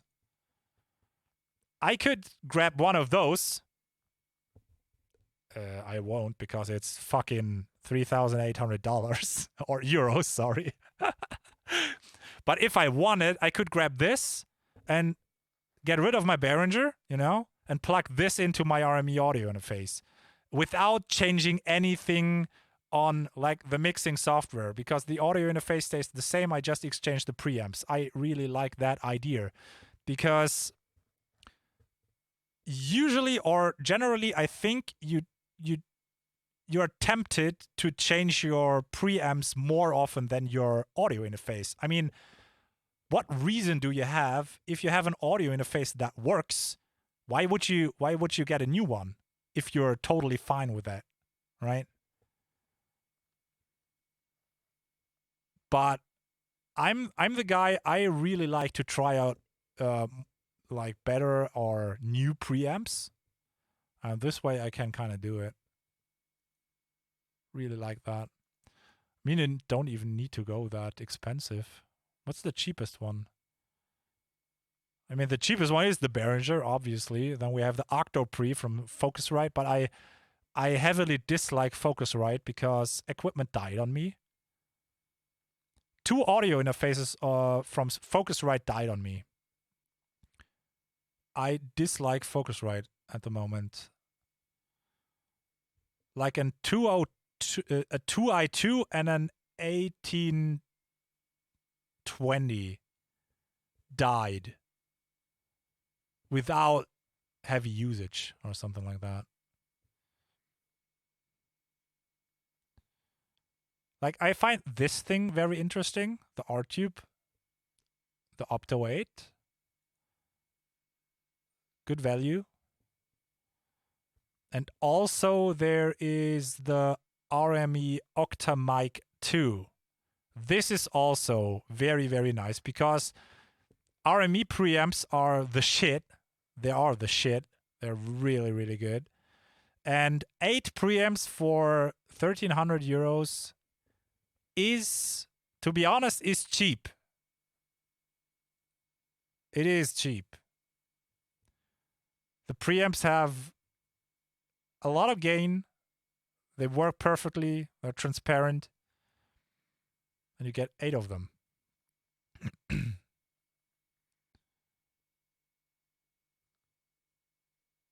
Audient ASP. Never heard of those. Looks fancy. Das ist ein Schnapper. Was it rusty? No.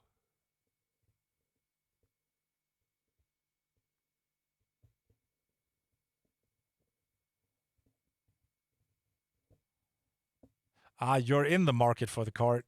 All right.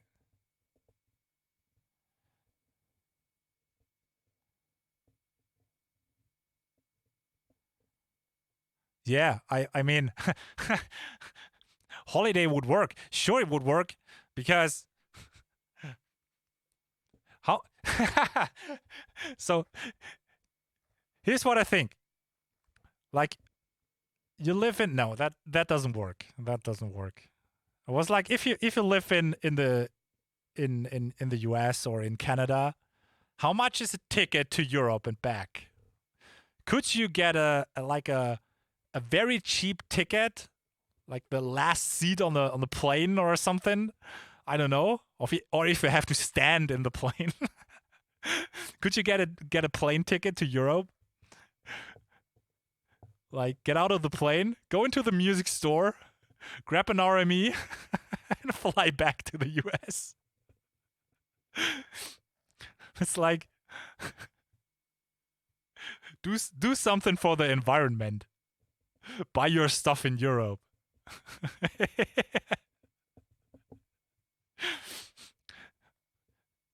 I mean, around Europe, you probably could get away with it when you're like, let's say you're living on Ibiza or somewhere in Greece. Probably get a ticket to fly to Germany for like a two-way ticket for 60 euros, maybe. Then it would actually be a thing. Hey, what do you do on weekend? I'm gonna fly to Germany real quick. I need an audio interface. What the fuck? Oops. I shouldn't hit my mic stand that much. Because dumb.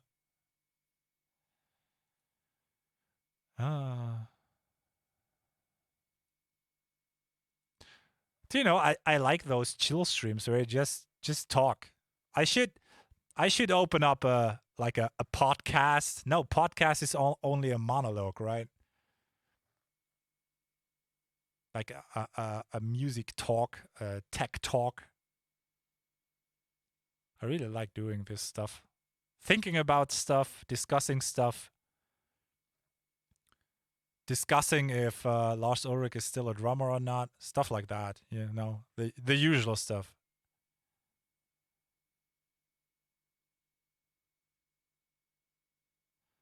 Return tickets to France for £1. Who?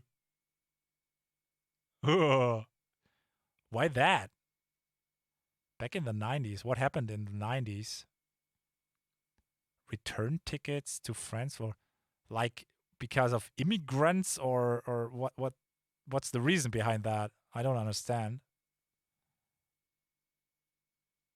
A promotion of some kind. Like only for French people or for everybody? If it's only for French people, it's not really a promotion. What kind of promotion is, we don't like you here. Get the fuck out of our country, you assholes. Here, take that £1, you idiot. Now get away. That kind of promotion, right?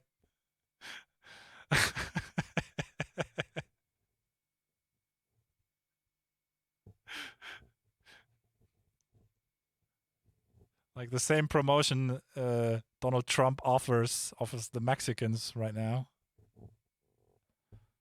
This bullshit. I don't know.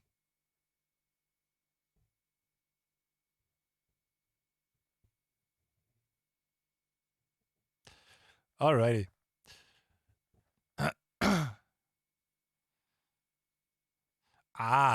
Like a flight promotion to push the airlines. Now I get it. You approve this line of thinking. Thank you. So I'm not entirely stupid. That's a good thing. That's a really good thing. All right. But I think I'm gonna call it for today. I'm not entirely sure if I'm gonna stream on Sunday because my mom has a birthday, and it depends when I get back, but probably I won't stream. I don't see how that's happening. You should buy a new mic. Why?